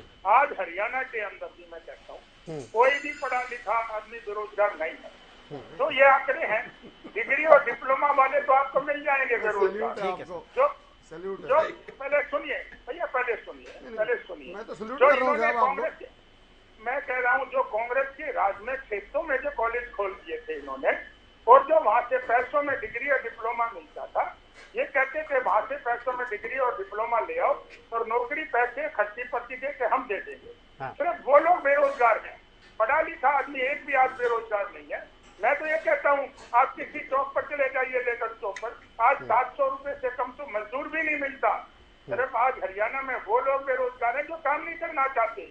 मैं कहता हूँ मुझे आज प्राइवेट एजेंसी वाले, सरकार वाले, जो पढ़े लिखे बच्चे इंटेलिजेंट है उनको जो मिलता है, हमारे यहाँ खर्ची पर्ची बंद हो गई। ये झगड़ा इस बात का है। नहीं हरियाणा के एंगल से भी बात करेंगे सर, मैंने पूरा आधा घंटा उसी के लिए बचाया, हरियाणा के एंगल से भी सर उस पर आ जाएंगे। तो आप आगे बढ़ता हूँ मैं, रेड्डू साहब क्या कहेंगे? हाँ ठीक है, रेड्डू साहब क्या कहेंगे? क्योंकि देखिए सवाल जो है वो लगभग सेम ही है। वो बात अलग है कि इन्होंने एक ओपन प्लेटफॉर्म बना लिया कांग्रेस ने, आपने उस तरह से ओपन प्लेटफॉर्म पर कोई इस तरह से नहीं किया कि प्रेस कॉन्फ्रेंस कर रहे हैं हर जगह। देखिए सबसे पहले मैं एक बात इसी के ऊपर करना चाहूंगा, जो ईज ऑफ डूइंग बिजनेस। अभी मेरे को ये बताइए, मैं अपने स्पेशलिस्ट से भी जानना चाहूंगा ये बात। पीछे हिडनबर्ग की रिपोर्ट आने के बाद अडानी समूह की सारी कंपनियों के शेयरों में गिरावट आई और भारी गिरावट आई, और उस गिरावट के समय में भारत की अर्थव्यवस्था 5वें पायदान से खिसक कर 7वें पायदान पर चली गई। ये रिकॉर्ड की चीजें हैं सारी। अब मुझे ये बताइए कि एक व्यक्ति की कैपिटल जो है वो डाउन चली जाती है, शेयर मार्केट में उसके शेयर गिर जाते हैं, और उसे पूरे इंडिया की इकोनॉमी 2 स्टेप पीछे चली जाती है। तो ये जो डिस्क्रिमिनेशन ऑफ वेल्थ नहीं है तो और क्या होगा? इससे बड़ा प्रमाण क्या होगा कि एक व्यक्ति पूरे हिंदुस्तान की अर्थव्यवस्था को 2 पायदान नीचे खिसका देता है। तो इससे ये स्पष्ट हो जाता है कि पूंजी जो है, वेल्थ जो है, गिने चुने व्यक्तियों के हाथों में चली गई है, और वो आगे भी जा रही है। ये बहुत बड़ा दुर्भाग्य की बात है। दूसरी बात मैंने कही थी पहले कि सरकार बहुत ज्यादा अहंकार की बातें करती है, चाहे वो किसान आंदोलन की बात थी और चाहे महिलाओं की बात थी। अभी जो खिलाड़ी महिला, जिस प्रकार से उनको कल पीटा गया, जबरदस्त तरीके से उनकी पिटाई की गई, दौड़ा दौड़ा करके पीटा गया, और आज भी उनके पीछे पुलिस लगी हुई है। तो कहीं ना कहीं ये इतना ज्यादा अहंकार और महिलाओं का अपमान करने के काम कर रही है, जो कि सरकार को नहीं करना चाहिए था। तीसरी बात अगर मैं कहूं तो इस सरकार ने जो महत्वपूर्ण एक और कार्य किया, ये कहते हैं कि हमने अंत्योदय का काम किया। भाई साहब, हिंदुस्तान भूखमरी में 107वें नंबर पर है आउट ऑफ 121 कंट्रीज। 121 देशों में से हमारे देश का 107वां नंबर है पीछे से। तो कहा इन्होंने अंत का उदय किया? कौन से अंतिम व्यक्ति का उदय किया? आज 80 करोड़ लोगों को फ्री में राशन दिया जा रहा है। ये सरकारी आंकड़े हैं। 140 करोड़ में से 80 करोड़ फ्री का राशन आज भी लाइनों में खड़े होकर के ले रहे हैं। तो कौन से अंतिम व्यक्ति का उदय हुआ है? ये सारे जो ना जुमले हैं, सिर्फ कहने के लिए, प्रचार के लिए बातें हैं। असल में कोई भी चीज ऐसी ग्राउंड के ऊपर नहीं हो रही है। और दूसरी बात ये कहते हैं खर्ची पर्ची निकल गई हमारी। अरे उस वाले एंगल पे आएंगे सर, हरियाणा वाले एंगल पे आ जाएंगे। बड़े हरियाणा के लिए अलग से समय बचा के रखा है, केस आपके बीच में आ रहे हैं, हरियाणा के लिए अलग से समय बचाया। मुझे तंवर साहब के पास जाना है। तंवर साहब आप क्या कहेंगे? देखिए, जिस प्रकार से विनय भाई बात अभी सारी तरह की हुई और कई तरह के मसले आए। हाँ जी। अर्थव्यवस्था की बात करें, अर्थव्यवस्था पे बड़ी बड़ी बातें उस वक्त दम तोड़ देती है जब मोदी सरकार ने रिजर्व बैंक का जो रिजर्व पैसा था वो सरकार चलाने के लिए इस्तेमाल में लिया। इससे दुर्भाग्यपूर्ण स्थिति नहीं आ सकती। इसके अलावा निजीकरण का विषय आया, लगभग उपक्रम बेच दिए और जो नहीं बिके हैं वो बेचने की पाइपलाइन में। कहने का भाव ये कि देश नहीं बिकने दूंगा बोलकर राष्ट्र के सार्वजनिक उपक्रम मोदी जी ने बेच दिए। इसके अलावा जो संवैधानिक संस्थाओं की गरिमा में अपूरणीय क्षति मोदी जी के राज में पहुंची, चाहे वो चुनाव आयोग हो, जिस प्रकार का भी पिछले दिनों सुप्रीम कोर्ट का फैसला आया वो आपको पता होगा, रिजर्व बैंक में जिस प्रकार से इस्तीफा हुआ रिजर्व बैंक के गवर्नर्स का वो आपको पता होगा, सीबीआई, ईडी, एनसीबी और दिल्ली पुलिस और दूसरी जो एजेंसियां हैं उनका जो बेजा दुरुपयोग है वो मुझे कहने की आवश्यकता नहीं है, आज राष्ट्र का सबसे बड़ा मुद्दा है।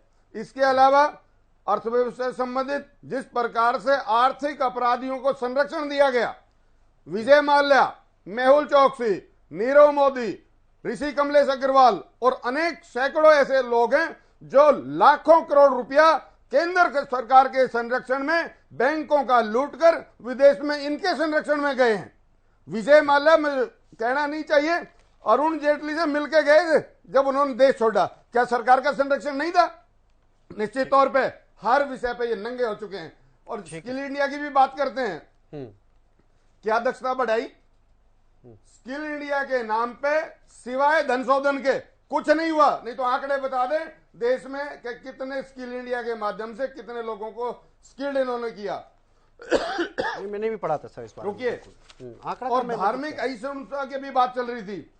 इस पूरे देश में युवा वर्ग को धर्म की चाशनी में लपेटकर छद्म राष्ट्रवाद की अफीम चटाई जा रही है। निश्चित तौर पे जिस प्रकार का प्रकरण कर्नाटक में आया था और जिस प्रकार से इन बातों से दूर हटके कर्नाटक का जो मैंडेट है वो इनकी आंख खोलने वाला है। और बाकी और आंकड़े हैं, अब हरियाणा के उसका समय हो गया। नहीं, मैं हरियाणा वाले पास आ जाऊंगा। कुछ और गेस्ट भी हैं कि जी मैं एक चीज जानना चाह रहा था, ये निजीकरण वाली बात बहुत ज्यादा उठती है और इसे लेकर सरकार को बहुत घेरा भी जाता है। आप किस नजरिए से देखते हैं निजीकरण को? सर देखिए, यहाँ पे अगर देखा जाए तो निजीकरण के अपने जो डिसइन्वेस्टमेंट पॉलिसी है उसके अपने अपने पहलू हैं।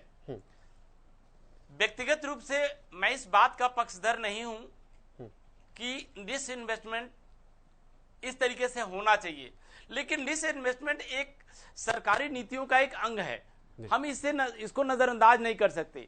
लेकिन उसको किस तरीके से करना चाहिए, क्या नीति होनी चाहिए, क्या उसके बचाव होने चाहिए ताकि हमारी सरकारी संपदा का सही तरीके से शोधन हो और सही तरीके से उपयोग हो, और जो सरकारी स्वामित्व है हम उसके ऊपर अपनी संप्रभुता को उसके साथ उसको बचाए रखें, इस तरीके से होना चाहिए। लेकिन जहां तक बात है, अभी दो तीन जो चीजें हैं, चाहे एयर इंडिया की बात हो या LIC की बात हो या इसके पहले भी और कुछ इंडस्ट्रीज हैं, लेकिन उनके ऊपर एक नीतिगत तरीके से होना चाहिए फैसला। मेरा विचार यही है कि सर कभी भी हम सरकारी उपक्रम को अगर हाथ लगाएं, उसको डिसइन्वेस्टमेंट करें और उसका बेचें, तो हमारे को एक पूर्ण तरीके से एक अच्छी नीति होनी चाहिए जो जनहित और देश हित के अनुरूप होना चाहिए। ठीक है। सवाल जादव जी मैं इस चीज को लेकर उठा रहा था क्योंकि नकारात्मक पहलू मुझे लगता है जो हमने उठाए हैं वो अभी तक शायद दिखे नहीं विपक्ष को, और मैं एक बार फिर से उठाना चाहता हूं। इसमें बहुत सारी चीजें ऐसी हैं जिनको करने में अभी तक सक्षम नहीं हो पाई सरकार, खासतौर पर चाहे वो 100 शहरों में स्मार्ट सिटी की बात की जाए, इसके अलावा किसानों की आय दोगुना करने की बात की जाए जो लगातार बात की जा रही है, सबको घर देने की बात की जा रही थी, GST को लगाया गया उसको लेकर सवाल उठाए गए, अग्निवीर के फैसले पर, कोरोना कुप्रबंधन, मतलब इसकी भी एक लिस्ट है लंबी। सर क्या कहेंगे इन चीजों को लेकर? Sir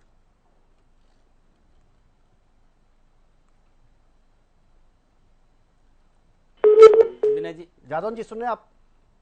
hello. हाँ सुन रहे सर आप? हाँ मैं उन नकारात्मक पहलू की भी बात कर रहा हूं। में जो है सरकार ने लॉकडाउन का फैसला किया ना, इस तरह से किया कि उसमें कोई सावधानी नहीं बरती गई। और ये जो कोरोना का जो केसेज आने शुरू हुए, उस समय इंटरनेशनल फ्लाइट्स आती रही और जो पेशेंट थे वो लगातार फॉरेन से आते रहे और यहाँ संक्रमण फैलाते रहे। तो अंतरराष्ट्रीय उड़ानों पर कोई नियंत्रण नहीं रखा गया, एयरपोर्ट्स पर कोई कंट्रोल नहीं किया गया। जो बाहर से आने वाले थे संक्रमित लोग, वो पूरे देश में फैल आउट हो गए, वो फैल गए और इसके बाद उनकी सर्च शुरू हुई और इस तरह से बीमारी फैल गई और फिर अचानक लॉकडाउन लागू कर दिया। तो कोई लोगों की ना कोई आजीविका का मतलब, रोजगार को चलाने का क्या सिस्टम रहेगा, कैसे लोग गुजारा करेंगे। फिर हड़बड़ी में तमाम तरह के कदम उठाए गए और पता चला कि जो लॉकडाउन से पहले कुछ दिन पहले तक तो वेंटिलेटर जो है वो एक्सपोर्ट किए जा रहे थे। हालांकि बाद में सरकार ने अपने आप को संभाला और ये जो वैक्सीन रिसर्च का काम तेजी से शुरू हुआ और तमाम तरह की जो दवाएं अमेरिका को वो जो क्लोरोक्विन की जरूरत पड़ी तो यहाँ से उनको एक्सपोर्ट की गई। एक ग्लोबल हेल्थ का भी जो है वो सरकार ने बंदोबस्त किया, लेकिन जो है शुरुआती जो कदम थे उनमें बहुत कमियां रही और उससे पूरा देश हिल गया, अर्थव्यवस्था हिल गई। इस तरह से एकदम लॉकडाउन लागू किया गया और लोग परेशान हो गए, लोगों की सड़कों पर मौत हो गई, इस तरह की घटनाएं हो गई। तो ये बड़ा एक तरह से हृदय विदारक था। तो सरकार को कोई भी कदम तो समझकर सावधानी पूर्वक उठाना चाहिए। कोई भी नई व्यवस्था अगर आप लाना चाहते हैं तो उसमें संबंधित जो स्टेक होल्डर हैं, जो हितधारक हैं, उनसे चर्चा होनी चाहिए, ताकि ये जो है इतना बड़ा कोई आंदोलन, किसान आंदोलन, वो इतने लंबे समय तक चलता रहा और ये किसानों की मौत हो गई और तमाम तरह की अव्यवस्थाएं पैदा हो गई और फिर आखिर में वो किसी कानून वापिस भी लेने पड़े।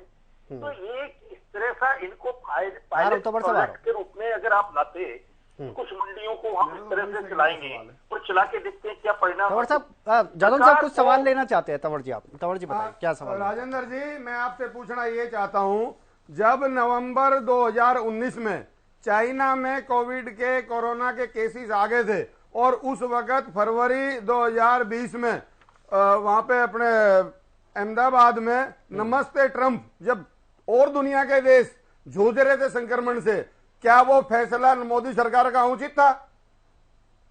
देखिए, मैं ये कह रहा हूं ना कि इंटरनेशनल फ्लाइट्स पर कोई कंट्रोल नहीं रहा, लोग वहां से बाहर से बीमारी लेके यहाँ आ रहे थे, उस पर कोई नियंत्रण होना चाहिए था। पहले तो आपने कोई ध्यान नहीं दिया। वो पता चला कि केरल में 4 पेशेंट आए हैं, इतना बड़ा देश है, क्या फर्क पड़ता है। फिर वो लगातार यही कि हाँ इतना तो बीमार हो गए, इतनी बड़ी जनसंख्या वाला देश है, इतने लोगों की डेथ हो गई तो क्या फर्क पड़ता है। तो ये तो ठीक नहीं था ना। मैं कह रहा हूँ कि शुरुआती जो कंट्रोल होना चाहिए था उस पर ध्यान नहीं दिया गया, बीमारी की गंभीरता को नहीं समझा गया, ये बहुत बड़ी कमी है। वो साइंटिस्ट इस देश के क्या कर रहे थे, जो WHO ने चेतावनी दे दी तो तमाम तरह की समस्याएं, पूरा बीमारी इस तरह से पूरे राष्ट्रव्यापी हो गई, इसके बाद आप कदम उठाते हैं, तो ये तो एक सरकार का जो इस तरह का रूप है ये ठीक नहीं है, इसकी तो आलोचना होगी। सरकार को जो है किसी भी इस तरह की बीमारी की गंभीरता देश पे घंटी बजाने से वो ठीक हो गया था, तो एहतियाती वो जो मोमबत्ती जलाई थी उससे ठीक हो गया था कोरोना। ठीक है सर, ठीक है। अभी क्या है, क्योंकि मुझे अभी हरियाणा के एस्पेक्ट से भी नजर डालनी है। वो मोदी जी ने घंटी बजवाई थी ना कि कोरोना खत्म हो जाएगा, फिर मोमबत्ती जलाएंगे उससे कोरोना खत्म हो जाएगा, ऐसे किया था। ठीक है ढींगरा जी, क्योंकि अब मैं क्योंकि आगे बढ़ रहा हूं, मुझे हरियाणा की तरफ भी बढ़ना है। एक बार दिखा देते हैं कि जब प्रधानमंत्री बने थे नरेंद्र मोदी जी पहली बार 2014 में, तो उस समय क्या हालात थे भारतीय जनता पार्टी के नजरिए से, और उसके बाद की अगर बात की जाए तो अब तक की अगर बात करें, ये मैं आपको यहाँ पर ग्राफिक्स के जरिए एक बार दिखाना चाहूंगा और मैं मोटा मोटा आपको बता देता हूं। 2014 की अगर बात की जाए तो उस समय केवल 7 ऐसे राज्य थे। वो पॉइंट की अगर बात की जाए तो 7 राज्यों में ही आपको बता दें कि भारतीय जनता पार्टी नजर आती थी। टेक्निकल वजह से मैं आपको अभी ग्राफिक्स नहीं दिखा पा रहा हूं, लेकिन उसके बाद ये अब मैं आपको दिखा रहा हूं सामने टीवी स्क्रीन पर, आप देख सकते हैं ये जो ब्लिंक कर रहे हैं, जहां पर आपको ये दिख रहा है 2014 में ये हालात थे। और उसके बाद 2018 की अगर बात की जाए तो 18 में एकदम से हाइप हुआ, 21 तक पहुंच गया। और उसके बाद अब 2023 की बात की जाए, कर्नाटक चुनाव के बाद की अब मैं बात कर रहा हूं, तो ये पहुंच चुका है 14 पर। यानी कि एकदम से 2014 में बिल्कुल डाउन थे, 2018 में थोड़ा सा उठे और 2023 में जाकर अगर बात की जाए तो फिर आप 14 पर ही आ गए हैं, यानी बहुत दक्षिण की अगर बात की जाए तो पूरी तरह से साफ हो चुका है मामला। अब जरा आगे बढ़ते हैं, चर्चा को आगे बढ़ाते हैं और हरियाणा के एस्पेक्ट से भी बात कर लेते हैं। और तमाम मेहमान मेरे साथ लगातार जुड़े ही हुए हैं। तो ढींगरा जी, सबसे पहले आपके पास ही आ रहा हूं अभी, क्योंकि देखिए अब हरियाणा सरकार के भी अगर देखा जाए एक नजरिए से तो 5 साल तो हो गए बीजेपी के, और इसके अलावा अब ये गठबंधन सरकार के भी लगभग 4 साल हो जाएंगे। 9 सालों को पूरा देखें तो आप उन 9 सालों को किस तरह से देखते हैं? हालांकि लगातार जितनी भी प्रेस कॉन्फ्रेंस यहाँ की जाती है आप लोगों की तरफ से, उसमें मुद्दे उठाए जाते हैं। देखिए, पहले 5 साल के अंदर हरियाणा 3 बार जला, 100 आदमी पुलिस की गोली का शिकार हुआ, छाती और माथे पे गोलियां मारी गई। और उसके बाद जो हमारे खट्टर साहब मुख्यमंत्री है वो ये कहते रहे कि अभी मैं सीख रहा हूं, अभी मुझे समझना है काम कैसे होगा। और वो समझते समझते ऐसी हालात बन गई प्रदेश की, जिससे आज जो है हमारा हरियाणा जो है 4 लाख करोड़ के कर्जे के नीचे आ गया। जो इन्होंने लिया है उस कर्जे के नीचे आया, लेकिन उसके एवज पे कोई काम होना चाहिए था, काम कोई हुआ नहीं। अंत्योदय की बात कर रहे हैं, अंतिम आदमी की चिंगार निकाल दी इस सरकार ने, हरियाणा की ने। और जो बेरोजगारी दर है वो 4% से बढ़ते हुए 37.4% पे पहुंच गई। और जो क्राइम व्यवस्था है वो नंबर 1 हो गई, और जो बेरोजगारी दर है वो नंबर 1 हो गई, और जो बिजनेसमैन है उनकी हालात खराब हो गई। 100 दिन तक एक साल तक किसान जो है वो सड़कों पर बैठे रहे, 700 किसान शहीद हो गए। इस सरकार को कोई फर्क नहीं पड़ा। इन्होंने क्या किया उनके साथ? इन्होंने कीले बिछाई, बुछारें करी पानी की ठंड के अंदर, उनको सड़कों के ऊपर कीले बिछा के बिठाने के लिए मजबूर किया, अश्रु गैस के गोले छोड़े उनके ऊपर। ये सरकार की उपलब्धियां हैं। उसके बाद ये जो 9 साल का दौर था उसके अंदर कई तरह के घोटाले हुए। चावल घोटाला हुआ, शराब का घोटाला हुआ, जो मीटर बिजली के खरीद का वो घोटाला हुआ, और भी बड़े सारे तमाम घोटाले हुए 20-25, और करीबन 30 से ज्यादा पेपर लीक हुए। कोई भर्ती नहीं हो पाई। जब पेपर लीक होंगे तो आप ये देखिए, HCS जुडिशरी का पेपर ऐसा लीक हुआ, सुनिए HCS जुडिशरी का पेपर ऐसा लीक हुआ, ADJ लेवल का अधिकारी वो जेल में गया, उसको पेपर लीक करने के जुर्म में गया। और ये सरकार जो है निठल्ली बैठी, सारे सिस्टम को देखती रही, और हमारी जो अर्थव्यवस्था उसको खत्म करती रही, और लोन लेकर, पैसे का लोन लेकर उसको खत्म करती गई। जो हमारी अर्थव्यवस्था है उसको डुबोने का काम, जो अगर अंतिम आदमी की चिंगार निकालने का अगर काम किया तो ये खट्टर सरकार ने किया। और 9 साल के अंदर हमारी जो हरियाणा की व्यवस्था है उसको कमजोर कर दिया इन्होंने। ठीक है सर, क्योंकि गहलावत जी इंतजार कर रहे हैं और मुझे और भी गेस्ट मेरे साथ। गहलावत जी क्या कहेंगे? क्योंकि देखिए जो आंकड़े ये बताते हैं उनको आप नकार देते हैं बेरोजगारी को लेकर, लेकिन खुद मुख्यमंत्री जी ने अभी हाल ही में कहा था कि 2014 की अगर बात की जाए 7.86% बेरोजगारी दर थी, और अब की भी अगर बात की जाए तो 6.46% ये बता रहे हैं। ये मुख्यमंत्री जी ने कहा था, और जो आप लगातार ये आंकड़े देते हैं, जिसकी बात करते हैं, जिसका हवाला देते हैं CMI का, उसको तो आप नकार देते हैं। खैर, मैं आंकड़ों की बात नहीं कर रहा, मैं धरातल की बात कर रहा हूँ। हाँ जी, मैं धरातल पे सारे सिस्टम को देखता हूँ और धरातल की मैं बात करता हूँ। दूसरी, इन्होंने बात जितनी भी कही, इन्होंने बेरोजगारी की बात की, नौकरी की बात की। जो कांग्रेस के राज में होता था वो हमारी सरकार में नहीं होता, ये सच्चाई है। हमारी सरकार सबसे पहले ऑनलाइन ट्रांसफर पॉलिसी लेके आई। इनके राज में खर्ची पर्ची लेके ट्रांसफर होते थे, सिफारिश से ट्रांसफर होते हैं, वो हमारी सरकार में नहीं होते। फिर इनके राज में खर्ची पर्ची लेके नौकरियां लगती थी, वो हमारे राज में नहीं लगती। पूरी तरह और भी गेस्ट है सर, पूरी तरह से मैरिट की नौकरियां लगती हैं, बगैर भेदभाव के, बगैर क्षेत्रवाद के नौकरियां लगती हैं। और मैं ये और भी कहना चाहूंगा कि जितनी भी हमारी सारा सिस्टम है वो ऑनलाइन सिस्टम हो रहा है। और डिजिटल की बात करते हैं, इनकी पार्टी के नेता तो कहते हैं कि हमारी अगर सरकार आएगी तो हम इस डिजिटल सिस्टम को ही खत्म कर देंगे। पहले हम डिजिटल लेके आए, बुजुर्गों को पेंशन मिलती थी, इतना अभी 4-5 दिन पहले उच्च न्यायालय ने सीबीआई को डायरेक्शन की है कि जो हुड्डा साहब के समय में घोटाला हुआ उसकी सीबीआई जांच करके 7 दिन में रिपोर्ट दे। और जितने भी पेंशन का सिस्टम होता था, ये पैसे लेते दलाल और कम उम्र के लोगों के भी पेंशन बना देते थे और जिनकी मृत्यु हो जाती थी उसके बाद भी लेते रहते थे। जब हमने बैंक में सिस्टम करने की बात की तो इन्होंने बहानेबाजी की कि लोग पढ़े लिखे नहीं है, कैसे होंगे। आज सबको बैंक से पेंशन मिल रही है। मैं कहता हूँ किसानों के खाते में 62 करोड़ रुपया पिछले साल का हमने डिजिटल किया और सीधे किसानों के खाते में पैसे पहुंचने का काम हुआ। ये इनकी सरकार में नहीं होता था, 6-6 महीने पेमेंट की नहीं होती थी। अभी किसानों का जो गेहूं ठीक है, ढींगरा जी हाथ ला रहे हैं, ढींगरा जी हाथ ला रहे हैं, कुछ नहीं हुआ जी, ठीक है। मैं कहता हूँ जो ये आप तो देख रहे हैं, किसानों का जो गेहूं काला हो गया, कोई कटफट हो गया, कोई भीग गया, ठीक है, कुछ हुआ, हमने सारे गेहूं को खरीदने का काम किया। ठीक है। और मैं ये कहता हूँ कि जो पेमेंट ये 6,000 रुपए मुआवजा देते, ठीक है, डबल कर दी, समय थोड़ा कम है, मुझे और भी स्वामीनाथन रिपोर्ट, ठीक है। ढींगरा जी भैया, अरे 15,000 करने तुम्हारी सरकार में क्या हो रहा था? तुम खट्टी पट्टी लेके के ये कहते थे कि भाई स्वामीनाथन रिपोर्ट लागू हो गई क्या? अरे भैया, जिसको ढींगरा साहब इनकम दुगनी हो गई क्या किसानों की? जिसका ढींगरा साहब नहीं करते थे, खराबा नहीं लिखते थे, हमने स्वामीनाथन रिपोर्ट लागू करने को कहा था मोदी जी ने, लागू हो गई क्या? बात सुनो, अरे सुन लो, जब ये कमेटी बनी हुड्डा साहब चीफ मिनिस्टर थे, उनके नेतृत्व में, तब कहाँ गए थे हुड्डा साहब? दुगनी इनकम होगी किसानों की। जब आपके मुंह से सत्ता निकल गई, आपने भ्रष्टाचार किया, लोगों ने आपको नकार दिया और सड़क पे पटक दिया, 15 सीटों पर लेके आ गए। अरे करप्शन में तो एचपीएससी का अधिकारी पकड़ा गया, करोड़ों रुपए लेते हुए दफ्तर में।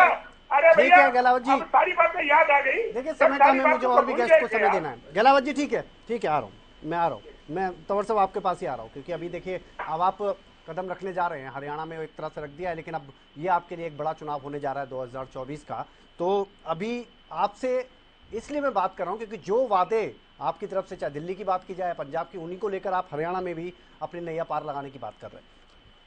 देखिए सर्वप्रथम तो चूंकि ये समय आपने हरियाणा प्रदेश के लिए रखा, मैं जो विफलताएं हैं वो बहुत शॉर्ट समय में आपको बताने की बात करूंगा। बहुत अच्छा रहेगा। शिक्षा के स्तर पे हरियाणा में हजारों स्कूल बंद हो गए, स्कूलों के भवन नहीं है, तकनीकी संस्थान नहीं है, शिक्षा के निजीकरण को बढ़ावा दिया गया है। इसके अलावा स्वास्थ्य जिला, उपमंडल और सीएचसी पीएचसी में डॉक्टर्स नहीं, पैरामेडिकल स्टाफ नहीं, संसाधनों की बहुत भारी कमी है।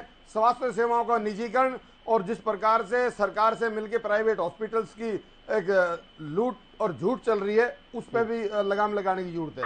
बिजली की जिस प्रकार से एक तरफ हमारे पड़ोसी पंजाब और दिल्ली में बिजली मुफ्त है और हरियाणा में जो रेट है वो सबसे ज्यादा है। इसके अलावा प्रदेश की सड़कों के आज क्या हाल है वो आपसे छिपे हुए नहीं है। कृषि की अगर हम बात करें, धरातल की बात है, आंकड़ों की बात है, विगत के 9 वर्षों में जिस प्रकार से समय पे डीएपी और यूरिया नहीं मिला, इनको समझ लेनी चाहिए बात। और खाद की कालाबाजारी होना और थानों में खाद बटना, इससे बुरी कोई बात नहीं हो सकती। नमी के नाम पर लूट, धान घोटाला और एमएसपी की बात करते हैं, कितनी फसलों पे एमएसपी है, और बेरोजगारी की भी बात कर रहे थे। अरे अभी कर लेंगे बात, शराब घोटाले की भी करूंगा। गहलोत साहब शांति रखो, शांति रखो। शराब घोटाले की भी बात, हाँ जरूर करूंगा। और बेरोजगारी की बात हुई, सीएमआई के आंकड़े हैं, ना मेरी घर की सीएमआई ना किसी और की, जवाब नहीं है। महिला सुरक्षा में एनसीआरबी के आंकड़ों पे ख्याल करो कि हरियाणा में महिलाओं के प्रति अपराध का क्या विषय है।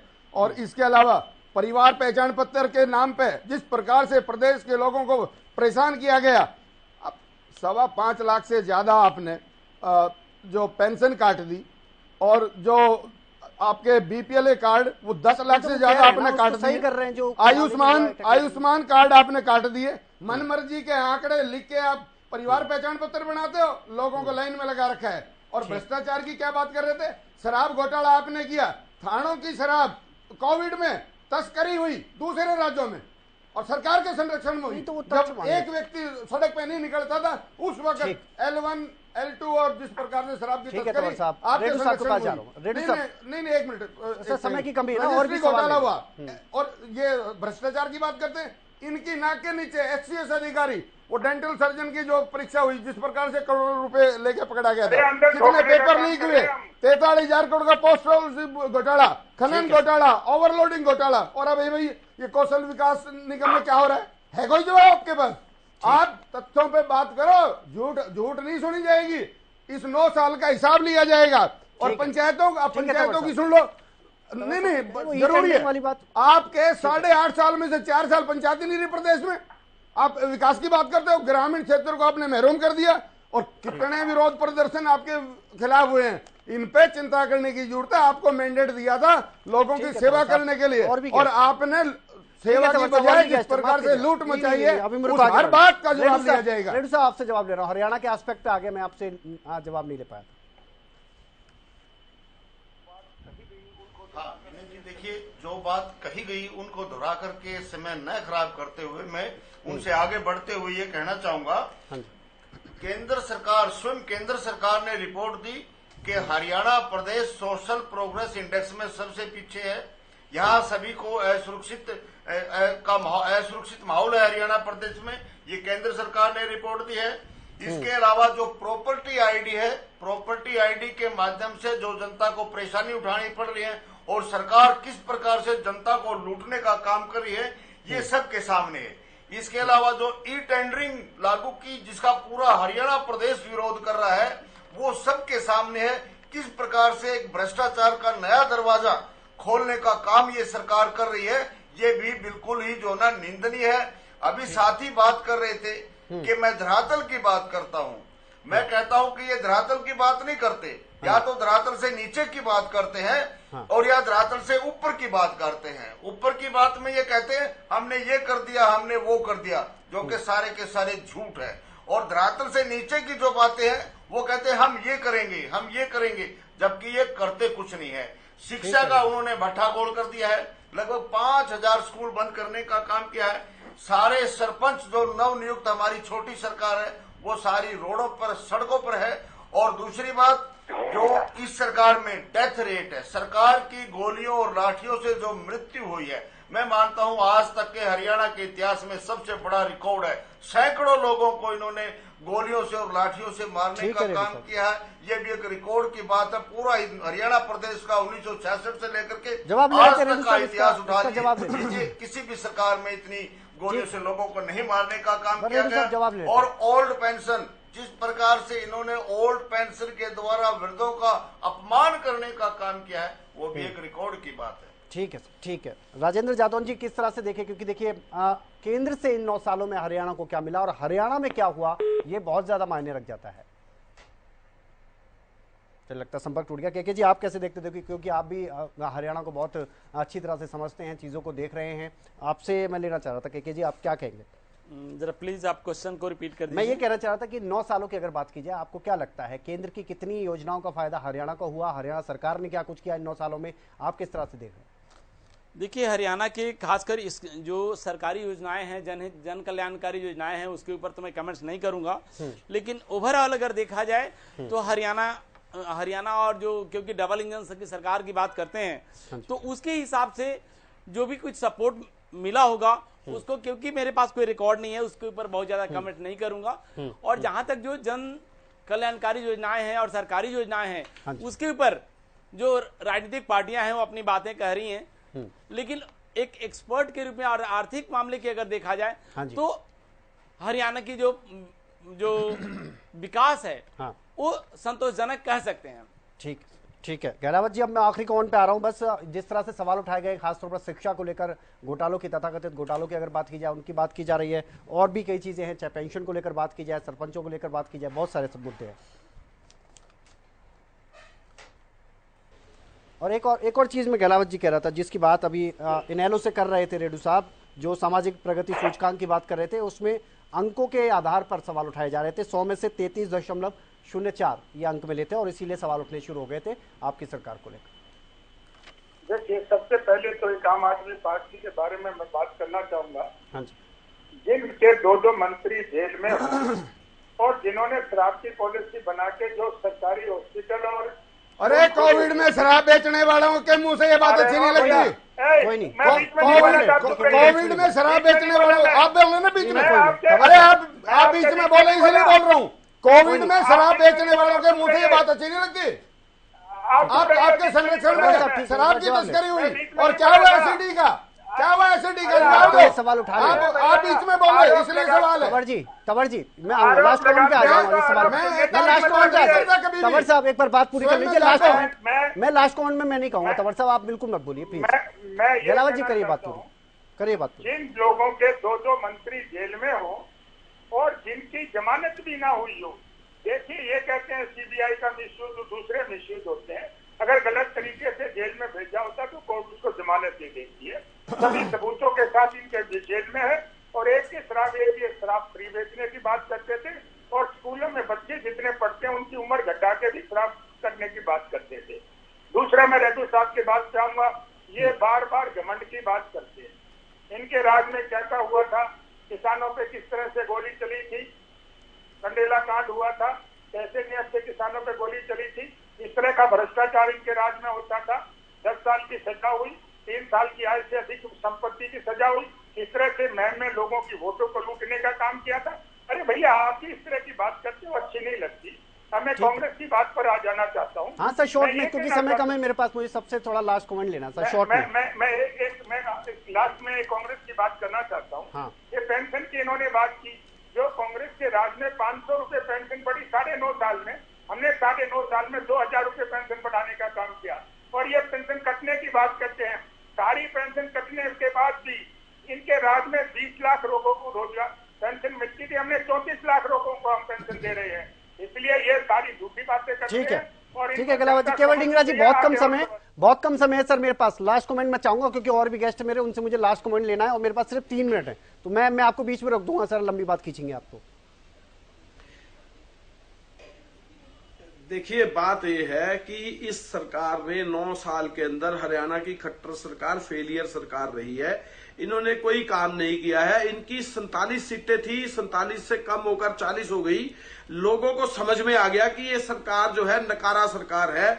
अब इनका 2.5 का आंकड़ा भी पार नहीं होगा। अब जो अगला टाइम आएगा आप देख लीजिएगा कि इनका 2.5 का आंकड़ा पार नहीं होगा, क्योंकि इन्होंने काम नहीं किए जनता के लिए। अपने पेट भरे हैं, लोगों को कर्जे में डुबोने का काम किया है।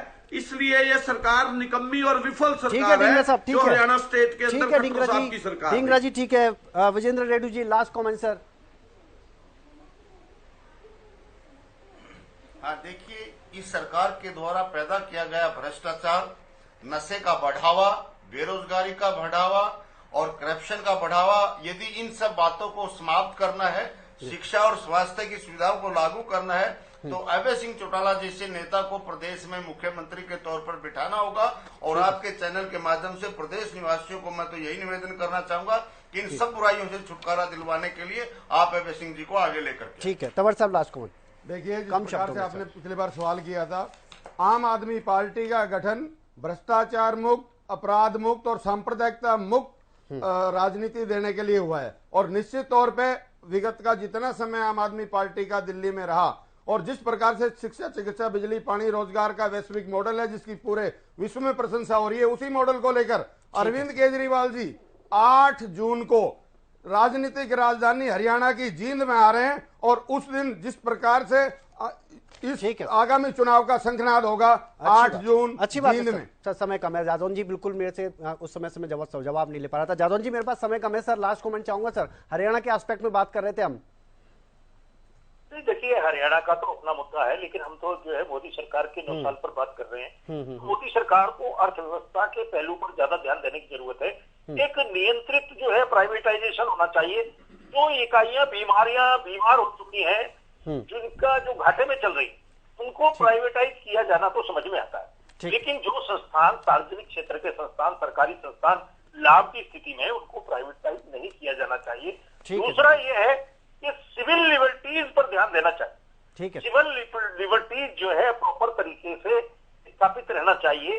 कहीं किसी भी नागरिक को ये महसूस ना हो कि वो आजाद नहीं है, खुली हवा में सांस नहीं ले सकता। तो ये व्यवस्था बना के रखना बहुत जरूरी है। शुक्रिया सर। शुक्रिया सर, समय इजाजत नहीं देता अब आगे और चर्चा करने के लिए। बहुत शुक्रिया आप सभी मेहमानों का। और ये हमने जो 5 बजे से लेकर 9 बजे तक लगातार हमने बड़ी बहस की, ये महाबहस हुई, इसमें हमने कोशिश की कि 9 सालों में देश को क्या मिला और हरियाणा को क्या कुछ मिला, और अगर वाकई में कुछ मिला है तो इसका इंपैक्ट देखने को मिलेगा, नहीं मिला है तो भी तस्वीर साफ हो जाएगी। 2024 अब ज्यादा दूर नहीं है। फिलहाल मेरे साथ बड़ी बहस में इतना ही। आप बने रहिए हरियाणा न्यूज के साथ। नमस्कार। मैं नरेंद्र दामोदर दास मोदी ईश्वर की शपथ लेता हूं कि